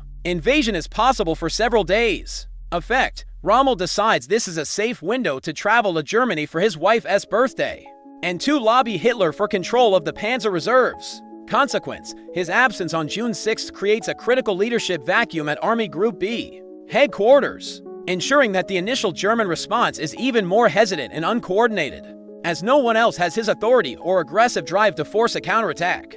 The irony is almost perfect. To be real, the one man in the entire German high command who truly understood what was at stake, who had argued, begged, and screamed that the invasion had to be defeated on the beaches, within the first few hours was now completely utterly helpless. He was a ghost at his own battle. He immediately canceled his birthday plans and his meeting with Hitler, and threw himself into his car for the frantic, desperate race back to the front. That car ride must have been a unique form of torture. He was a caged lion, a coiled spring of aggressive energy, stuck in the back of an Opel, watching the French countryside crawl by. Every minute that ticked by was a minute the Allies were gaining a stronger foothold. Every village he passed was a village he should have been defending. And as he got closer to France, he looked up and saw the sky. It was filled with Allied aircraft, vast formations of bombers and fighters, flying with impunity, a steel umbrella over the invasion beaches. It was the visual confirmation of everything he had ever feared, everything he had warned his superiors about. Allied air power was absolute, and he was driving straight into its teeth. He finally arrived back at his headquarters at La Roche-Guyon late in the evening of June 6th. The day was over, the battle for the beaches was lost, the Allies were ashore, and they were there to stay. His crust of beach defenses had been broken. The opportunity for that decisive, immediate counterattack, the one he had staked his entire strategy on, had evaporated. It was all too little, too late, too bad. Germany's greatest defensive general had missed the most important defensive battle of the war, because he trusted a bad weather report and wanted to celebrate his wife's birthday. History doesn't get much more cruelly ironic than that. So, Rommel is in his car, racing back to a battle he's already lost, and as he looks up, the sky confirms his worst fears. It's not just full of Allied planes, it's an Allied sky, a solid, impenetrable ceiling of Spitfires, Mustangs, and Thunderbolts, stretching from horizon to horizon. This brings us to a very simple, very important, and frankly, very embarrassing question for the Germans. Where on earth was the Luftwaffe? This was, after all, the legendary German Air Force. The same Luftwaffe whose Stuka dive bombers had become the screeching heralds of the Blitzkrieg. The same Luftwaffe whose Messerschmitts had terrorized the skies of Europe for years. In the mind of every Allied soldier huddled on those landing craft, the fear of the Luftwaffe was a primal thing. They expected the sky to turn black with German bombers. They expected to be strafed, bombed, and hunted from the air the moment they hit the beach. It was a core part of the D-Day terror. And then nothing. Complete and utter radio silence from the bad guys. The Luftwaffe, the once feared eagle of the Third Reich, had apparently decided to take a sick day. A really comprehensive sick day. On the most important day of the war, the German Air Force was a complete no-show. It wasn't just late to the party, it didn't even send a text. It just ghosted its own apocalypse. So what happened? How did the terror of the skies become the phantom of the beaches? Well, the truth is, by June 1944, the Luftwaffe was a shadow of its former self. It was like a heavyweight boxer in the 12th round, still on its feet, but exhausted, bleeding, and running on fumes and memory. The primary culprit was the place that had swallowed so much of the German war machine, the Eastern Front. For 3 years, the Luftwaffe had been locked in a brutal, attritional war of annihilation against the Soviet Union, a war that had chewed up thousands of its best pilots and planes. On top of that, there was the little matter of the Allied strategic bombing campaign for over a year. Massive formations of American B-17s and British Lancaster bombers had been flying deep into Germany, systematically pounding its factories, oil refineries, and cities into rubble. This forced the Luftwaffe into a terrible choice. Do they station their best fighter squadrons in France to repel a theoretical invasion? Or do they keep them at home to defend the fatherland from the very real threat of being flattened from the air? They chose to defend the homeland. The bulk of Germany's elite fighter wings, the Jagdwaffe, were pulled back to fight a desperate, unwinnable war in the skies over Berlin and Hamburg. This left the air fleets in France with the leftovers, older planes, inexperienced pilots, and not nearly enough of either. And then there was the fuel, or rather, the lack of it. Those same Allied bombers had made a special point of targeting Germany's synthetic oil plants. By the summer of 1944, Germany was experiencing a crippling fuel crisis. You can have the most advanced jet fighters in the world, which they were developing, but they just expensive lawn ornaments if you don't have the high-grade aviation fuel to put in them. Pilot training was cut back, sorties were limited, the Luftwaffe was being strangled. Finally, just to put a cherry on top of this cake of incompetence, Operation Fortitude had worked its magic on the Luftwaffe command just as effectively as it had on the army. Convinced that the main invasion was coming at the Pas de Calais, they kept a significant portion of their already thin forces stationed there, waiting for Patton's Ghost Army. Cause years of attritional warfare, the Allied strategic bombing campaign, and a critical fuel shortage have collectively gutted the Luftwaffe's strength and forced it to prioritized the defense of Germany over France. Effect: on D-Day, the Luftwaffe can only muster a pathetic handful of sorties over Normandy, leaving the skies completely uncontested. Consequence: this absolute Allied air supremacy allows the invasion fleet to operate with impunity, protects the vulnerable troops on the beaches, and most critically enables Allied fighter-bombers to roam freely, annihilating any German reinforcements that dare to move during daylight. The result of all this was a sky over Normandy on June 6th that was so lopsided it was comical. The Allies flew over 11,000 sorties on D-Day, 11,000. The Luftwaffe, in response, managed somewhere around 300, and almost none of them made it anywhere near the beaches for the Allied soldiers on the ground. This was a psychological miracle. They looked up not in fear, but for reassurance. They called the Allied fighter-bombers Jabo Schreck, fighter-bomber terror. Any German soldier, tank, or truck that moved during the day was instantly pounced upon by a swarm of rocket-firing Typhoons or bomb-dropping P-47 Thunderbolts. The most famous and most pathetic story of the Luftwaffe on D-Day belongs to one of its greatest aces, Oberst Joseph Pips Priller, the commander of a top fighter wing. He awoke on the morning of June 6th at his airfield near Calais to find that the rest of the German Air Command had, in its infinite wisdom, sent his entire unit further inland to re-equip. He was left with exactly the flyable Focke-Wulf 190s, his own and his wingman's. Hearing the news of the invasion, and fueled by a combination of rage and black humor, Priller and his wingman, Sergeant Heinz Waterchick, decided to attack. Just the two of them. They took off, flew at treetop level all the way to Normandy, and roared out over Sword Beach. They made a single, screaming, cannon-firing pass along the entire length of the beach, to man Air Force against an entire invasion, before disappearing back into the clouds. It was an act of incredible, suicidal bravery. It was also the sum total of the Luftwaffe's effective fighter response over the British beaches that morning. 2 guys, that was it. The eagle had been plucked. So, Hitler is finally awake, he's finished gloating, and the order has been given. In the mid-afternoon of June 6th, the most feared weapons in the German arsenal, the elite panzer divisions, are finally unleashed. The steel predators, the Panthers with their sloped armor and high-velocity 75mm guns. The monstrous Tigers that were practically invulnerable from the front begin to rumble to life. In theory, this is the moment the Allies have been dreading.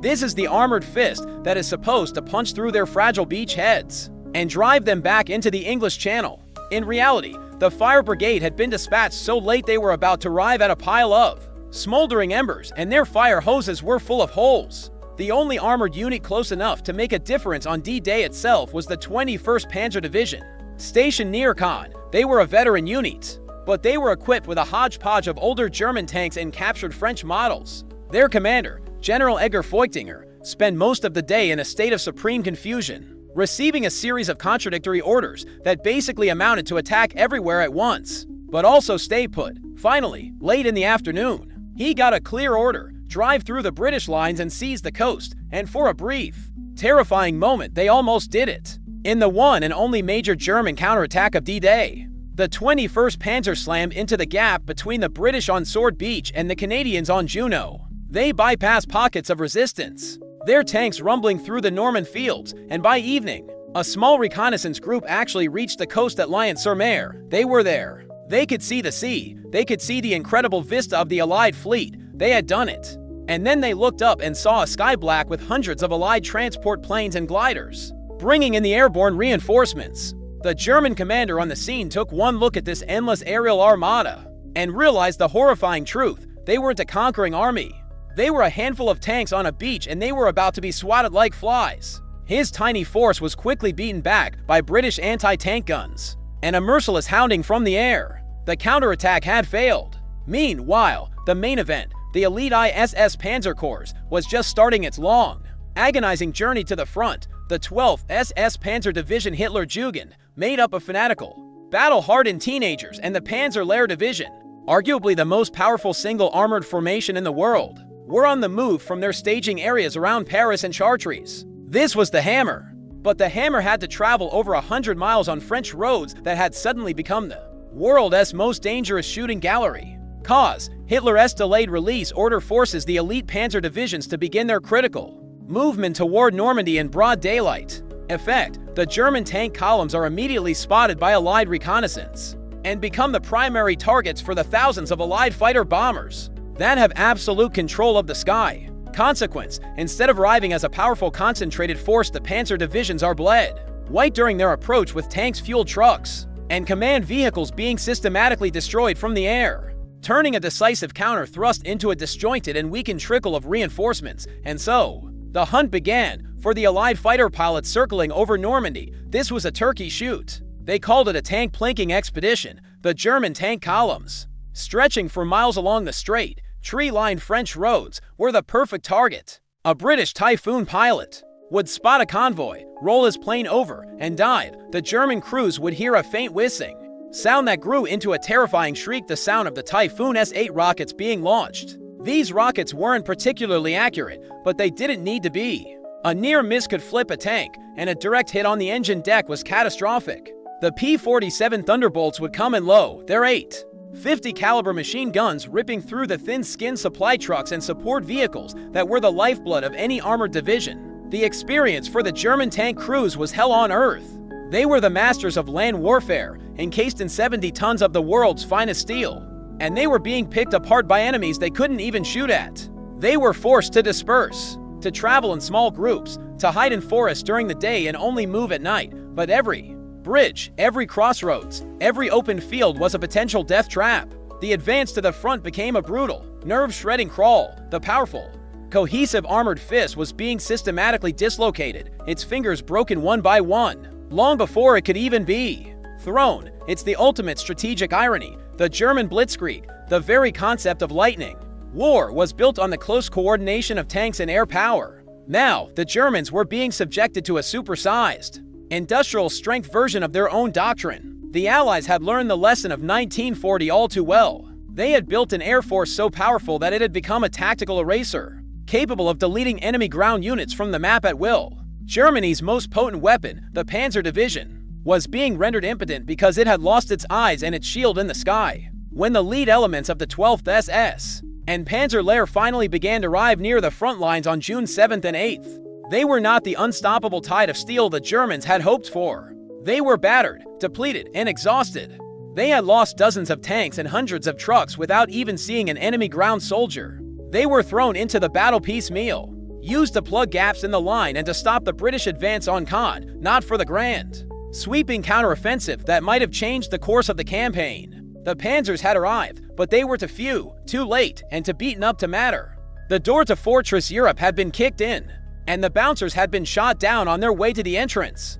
So the panzers arrived late, battered, and were thrown into the fight like buckets of water on a house fire. They plugged a few holes, sure, but the inferno was already raging out of control. By the morning of June 7th, the situation map at Allied headquarters looked both incredibly promising and utterly terrifying. They had done it. They were ashore. 5 beachheads, 50 miles of French coastline, were now in Allied hands. It was the greatest military achievement in modern history. There was just one tiny, glaring, potentially fatal problem. They weren't holding a 50-mile front. They were holding 5 separate, isolated, and very vulnerable strips of sand. Utah, Omaha, Goal, Juneau, and Sword were not a continuous lodgment. They were 5 islands of Allied territory and a sea of very angry Germans. The gaps between these beachheads were a screaming invitation for a German counterattack. A determined panzer thrust could, in theory, drive right between Omaha and Gold, or Juneau and Sword reach the coast, and effectively slice the Allied army in half, isolating the beachheads and allowing them to be destroyed one by one. The number one, top of the list, do it yesterday priority for every Allied soldier in Normandy was to push inland, expand the beachheads, and link them up. Connect the bloody dots, turn those 5 fragile islands into a single, solid, unbreakable continent of Allied power. The plan was to do this quickly. The pre-invasion timetables were wildly optimistic, envisioning a swift breakout into the open country of France. Allied commanders, especially the Americans, were masters of a war of maneuver, of sweeping armored columns and rapid advances, honed in the deserts of North Africa. They were about to discover that Normandy was not the desert. Normandy was a green hell that was about to eat their doctrine, their tanks, and their men for breakfast. They were about to be introduced to the real enemy of the Normandy campaign. It wasn't the panzers. It wasn't the SS. It was the hedgerows. Welcome to the bocage. From a plane, the Norman countryside looks like a charming, rustic patchwork quilt. Up close, it's a fortress. For 1,000 years, Norman farmers had marked the boundaries of their tiny, irregular fields not with fences, but by piling up earth into thick, high mounds. Over the centuries, dense, tangled hedges, bushes, and full-grown trees had sprouted from these mounds, their roots intertwining into a nearly impenetrable wall of wood and dirt. These weren't the neat, decorative hedges of an English garden. These were ancient, earthen ramparts, 10 to 15 feet high, thick as a castle wall, and topped with a jungle of thorns and branches. Each tiny field was a self-contained natural fortress, connected to the next by narrow, sunken lanes that were perfect ambush alleys for the German defenders. This was a gift from God. The bocage was nature's anti-tank ditch and machine gun nest, all rolled into one. It completely neutralized the Allies' overwhelming superiority in tanks and air power. An M for Sherman tank, the workhorse of the Allied army, would try to crash through one of these hedgerows and get hopelessly bellied, its thin under armor exposed to any German with a Panzerfaust, a simple shoulder-fired anti-tank rocket. The dense tree cover made it nearly impossible for Allied fighter bombers to spot targets. The war of grand maneuver was over. This was now a war of tiny, claustrophobic, 10-yard battles. It was a knife fight in a phone booth, repeated 10,000 times across 100 square miles. Cause: Allied military doctrine is based on rapid, combined arms maneuver in open country, which proved successful in North Africa. Effect: this doctrine completely breaks down in the dense, compartmentalized terrain of the Normandy bocage, where tanks are isolated, infantry is pinned down, and air support is ineffective. Consequence: the Allied advance grinds to a horrific, inch-by-inch slog, resulting in staggering casualties and turning the planned breakout into a brutal, 7-week battle of attrition that nobody had planned for. And the meta commentary here is just delicious. You have to wonder if any of the brilliant strategic planners back in London, the ones who had mapped out every tidal pattern and counted every German machine gun, ever bothered to look at a vacation postcard from Normandy. Did they think the whole place was going to be rolling, open fields perfect for a tank charge? They had planned for the sprint of a lifetime, and they had run headfirst into a jungle gym made of dirt and thorns. The result was a bloodbath in slow motion. The fighting was brutal and personal. An American squad would advance into a field, only to be ambushed by a single, well-hidden German machine gun in the opposite hedgerow. The squad would be pinned down, taking casualties, unable to move. A tank would be called up to help, only to get stuck or knocked out by a Panzerfaust fired from a hidden hole in the hedge 10 yards away. Every field was a separate battle. Every hedgerow had to be cleared with grenades and bayonets. It was a war of attrition where the price of a single field was a dozen dead men. The psychological toll was immense. Men who had survived the hell of Omaha Beach found themselves breaking down in the green, silent terror of the bocage. And so began the real fight for Normandy. While the British and Canadians were locked in a bloody stalemate around the city of Caen, battering their heads against the bulk of the German panzer divisions, the Americans were fighting this dirty, savage war in the west, trying to push through the hedgerow maze to capture the vital port of Cherbourg and, most importantly, to link up the Utah and Omaha Beach heads. The success of D-Day had been a thunderclap. The Battle of the Bocage was a slow, grinding meat grinder, and it would chew up men and machines for 7 long weeks before the Allies could finally break free. So the Allies are stuck in a green, leafy hell, fighting for every single, miserable hedgerow. The grand, sweeping invasion has devolved into a series of bloody backyard brawls. And in the American sector, the most urgent problem is still that big, ugly gap between the Utah and Omaha Beach heads. They are two separate armies, unable to support each other, and the Germans know it. To connect them, the Americans need to seize the linchpin, the critical piece of real estate that controls all the major roads and railways between the two beaches. They need to take the town of Corendon. And who do you give this absolutely vital, non-negotiable, do-or-die mission to? Why, the most exhausted, sleep-deprived, shot up, and psychologically battered unit you have. Of course, it's classic military management. Congratulations on surviving your chaotic, near-suicidal parachute drop and then fighting non-stop for 4 days as a reward. We're giving you the toughest job on the entire front. Don't be late. The mission was handed to the men of the 101st Airborne Division, the Screaming Eagles. These were the same guys who had been scattered all over the Cotentin Peninsula on D-Day, who had spent days fighting in isolated pockets, living off captured German rations and sheer adrenaline. They were running on fumes, and now they were being told to attack a fortified town held by some of the toughest soldiers in the German army. The approach to Correnton was a nightmare in itself. The Germans had flooded the surrounding river valleys, leaving only for narrow, elevated causeways as the sole routes into the town. One of these, a long, straight road raised above the swamps, became known to the Gs by a simple, grim nickname, Purple Heart Lane. It was a perfect shooting gallery. The Americans had to advance down this completely exposed road with nowhere to take cover, while German machine guns and artillery on the high ground around Corentin picked them off at their leisure. The assault began with a series of brutal, head-on charges at night, with men bayoneting each other in the dark on a narrow strip of pavement surrounded by water. After 2 days of this bloody slog, the 101st had finally pushed its way across the causeways and reached the outskirts of the town itself, and that's when the real fight started. They were about to go from the green hell of the Bocage to the gray, urban hell of house-to-house combat. And their opponents were not just any German unit.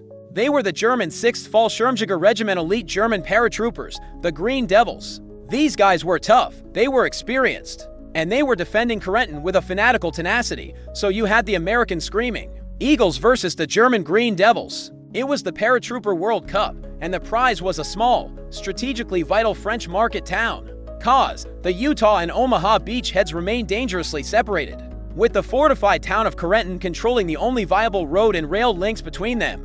Effect, the exhausted 101st Airborne is ordered to take the town at all costs, leading to a brutal, head-on urban assault against elite German Fallschirmjäger defenders. Consequence, after days of savage, room-to-room fighting, the 101st captures Corentin and, with the help of armor from Omaha, repels a major SS Panzer counterattack, finally linking the two American beachheads into a single, contiguous front. The battle for Corentin was a meat grinder. It was a war fought with grenades thrown through windows, with bayonets in living rooms, and with machine guns set up at the ends of cobblestone streets. Every house was a fortress. Every street corner was a potential ambush. The fighting was so close and personal that soldiers could hear the enemy soldiers reloading their rifles in the next room. The 101st, short on everything from ammunition to water, had to rely on pure grit. Men who hadn't slept in nearly a week were kicking down doors and clearing buildings one by one, fueled by a grim determination to just get the damn job done. After 2 more days of this intimate butchery, on June 12th, the Germans,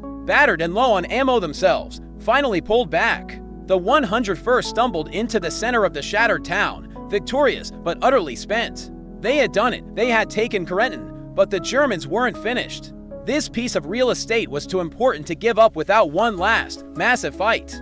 The very next day, the Germans launched their counterattack, and they didn't send the leftovers, they sent the 17th SS Panzergrenadier Division Gitz von Berlichingen, a fresh, powerful unit equipped with assault guns and tanks. They slammed into the thinly held American lines west of the town, threatening to shatter the exhausted paratroopers and retake Corentin. The 101st was on the verge of breaking. They were out of anti-tank ammunition, they were outnumbered, they were about to be overrun, and then, at the last possible second, they heard a sound rumbling up the road from the east. It was the sound of Sherman tanks. It was the 2nd Armored Division, rolling in from Omaha Beach. That moment was the physical, thunderous culmination of the entire D-Day enterprise for the Americans. The tanks from Omaha, having fought their way through their own hedgerow hell, arrived on the battlefield just in time to smash the SS counterattack and save the paratroopers from Utah.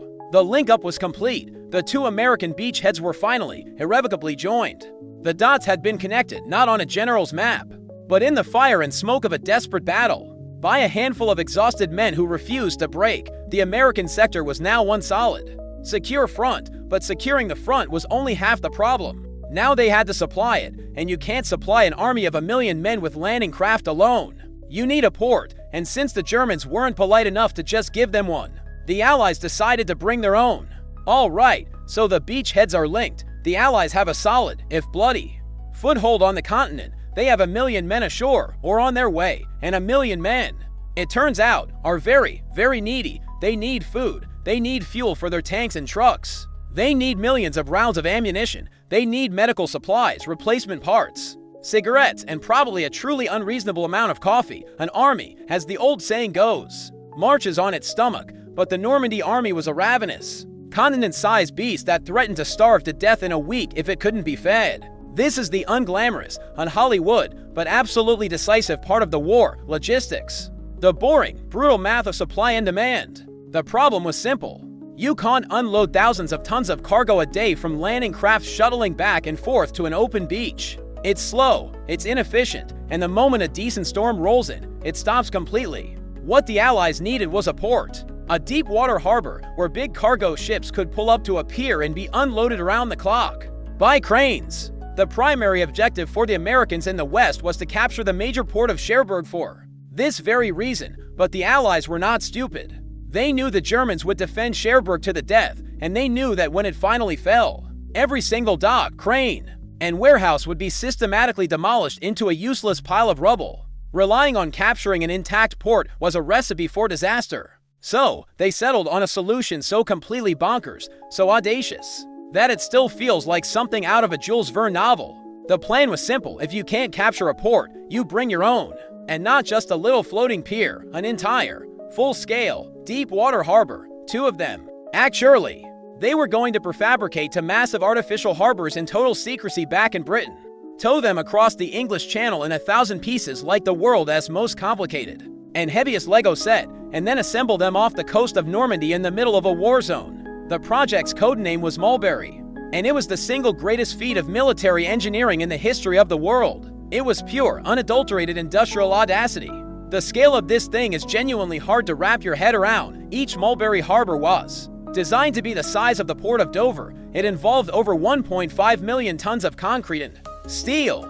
The components were built in shipyards and docks all over Britain by thousands of workers who had no idea what they were building.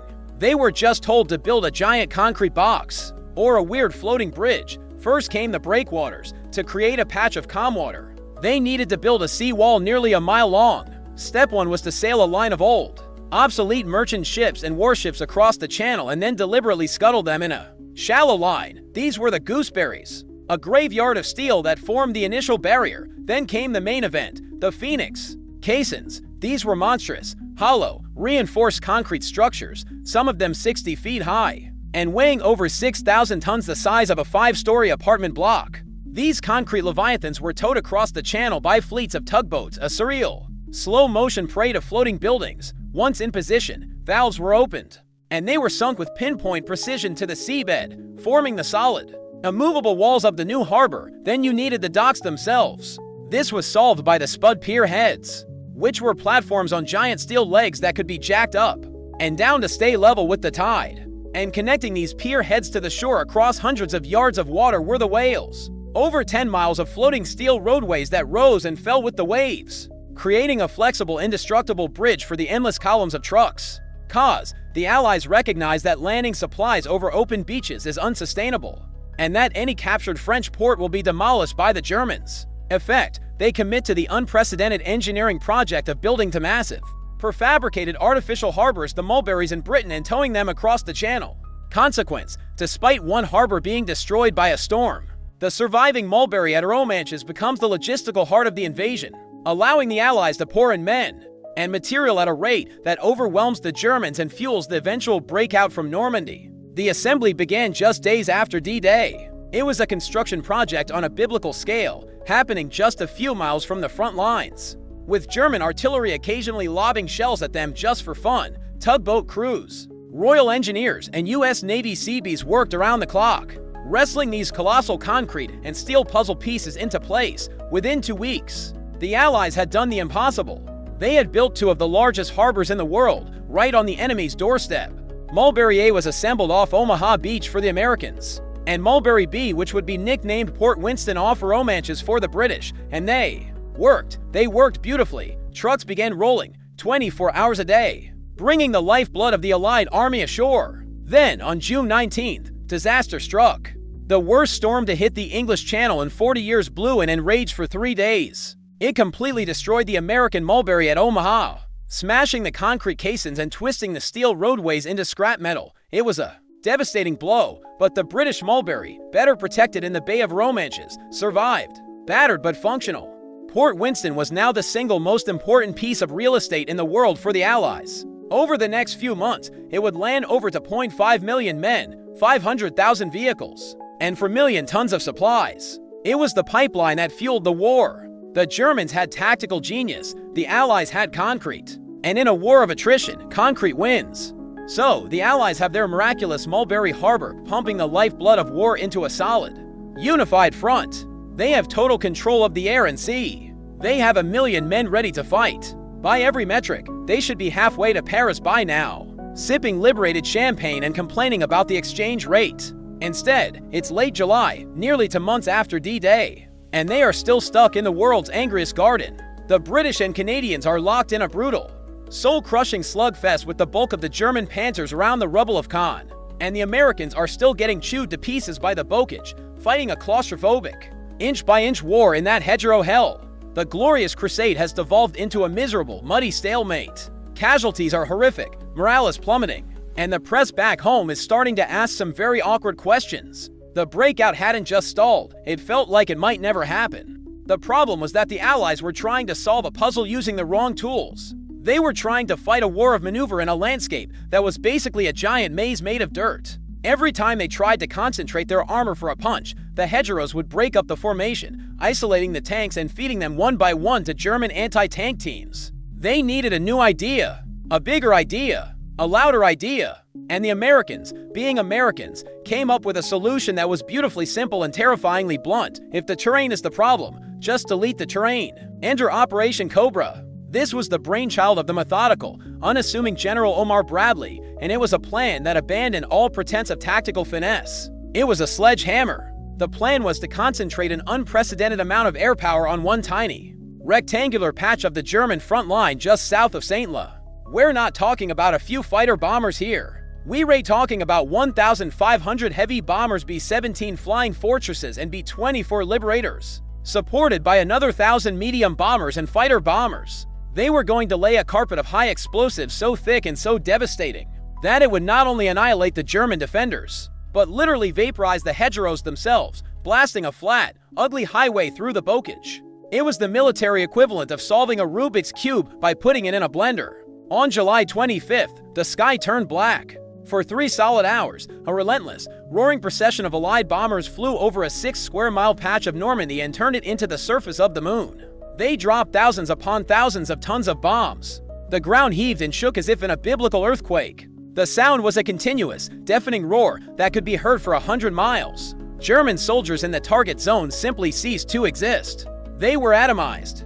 Those on the periphery were left as stunned, deafened, shell-shocked zombies, wandering aimlessly in a world of dust and craters. The Panzer Division, which had the misfortune of holding that particular sector, was effectively erased from the map as a cohesive fighting force. But this kind of overwhelming, brutal force is a messy tool. And tragically, it proved messy for the Americans, too. In the confusion, and due to bad weather on a previous attempt, many bombs fell short, landing directly on the American troops who were massed for the attack. Hundreds of Gs were killed or wounded by their own Air Force. Lieutenant General Leslie J. McNair, the highest-ranking U.S. Army officer to be killed in action in the European theater, was among them, obliterated by a direct hit. It was a horrific, gut-wrenching start to the operation. Cause: the brutal attrition of the hedgerow fighting brings the Allied advance to a near standstill, necessitating a new, overwhelming approach to break the stalemate. Effect: the Americans launch Operation Cobra, using a massive, concentrated carpet bombing by thousands of heavy bombers to literally erase a section of the German front line from the map. Consequence: the German line is catastrophically shattered, creating a massive breach through which General George S. Patton's newly activated Third Army pours, transforming the war overnight from a slow grind into a lightning-fast breakout and race across France. Then, through the smoke and the dust, the ground attack began. Lightning Joe Collins' the 7th Corps surged forward into the blasted, lunar landscape. The resistance was shattered. The German line, stretched thin for weeks and now pummeled into oblivion, didn't just bend, it disintegrated. The hole had been blown, and now it was time to unleash the secret weapon the Allies had been holding in reserve. It was time to unleash the one man who was genetically engineered for this exact moment. General George S. Patton. His Third Army, which had been secretly assembled and waiting in the wings, was now activated and poured through the gap like a flood through a broken dam. And just like that, the entire character of the war changed. The slow, miserable crawl was over.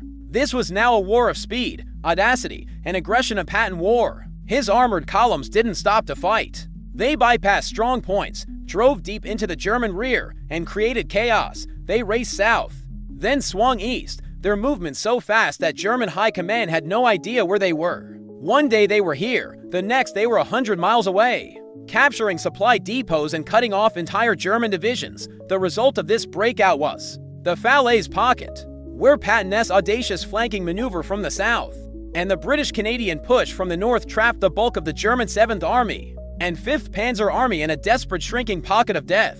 The German army in Normandy was not just defeated, it was annihilated. The race across France was on. In less than a month, Allied soldiers would be marching down the Champs-Élysées in a liberated Paris. The gate to Fortress Europe, which had been so bloodily kicked in on June 6th, had now been blown clean off its hinges. The beach party was officially over. And that's how a bunch of allies crashed. Hitler's beach party with a plan held together by inflatable tanks, a Spanish super spy, and enough high explosives to give the planet a headache. The whole messy, bloody, and occasionally absurd affair of Operation Overlord turned the tide of the war, broke the back of the German army in the West, and proved once and for all that the best way to deal with a continental fortress is to bring your own harbor and a very, very angry Canadian division. Just a quick reminder, please do not, under any circumstances, use this podcast as a primary source for your history final. Your professor will thank you, and you will almost certainly get a better grade. But we definitely had more fun, didn't we? So, what's next? What other historical train wreck should we simplify and mock with questionable accuracy? Let us know in the comments below what piece of history you want to see get the simplified and slightly insane treatment. WWII thinking maybe the War of the Bucket or the time Australia lost a war to a bunch of emis. And that's how that whole mess went down. Until next time, don't invade Russia in the winter.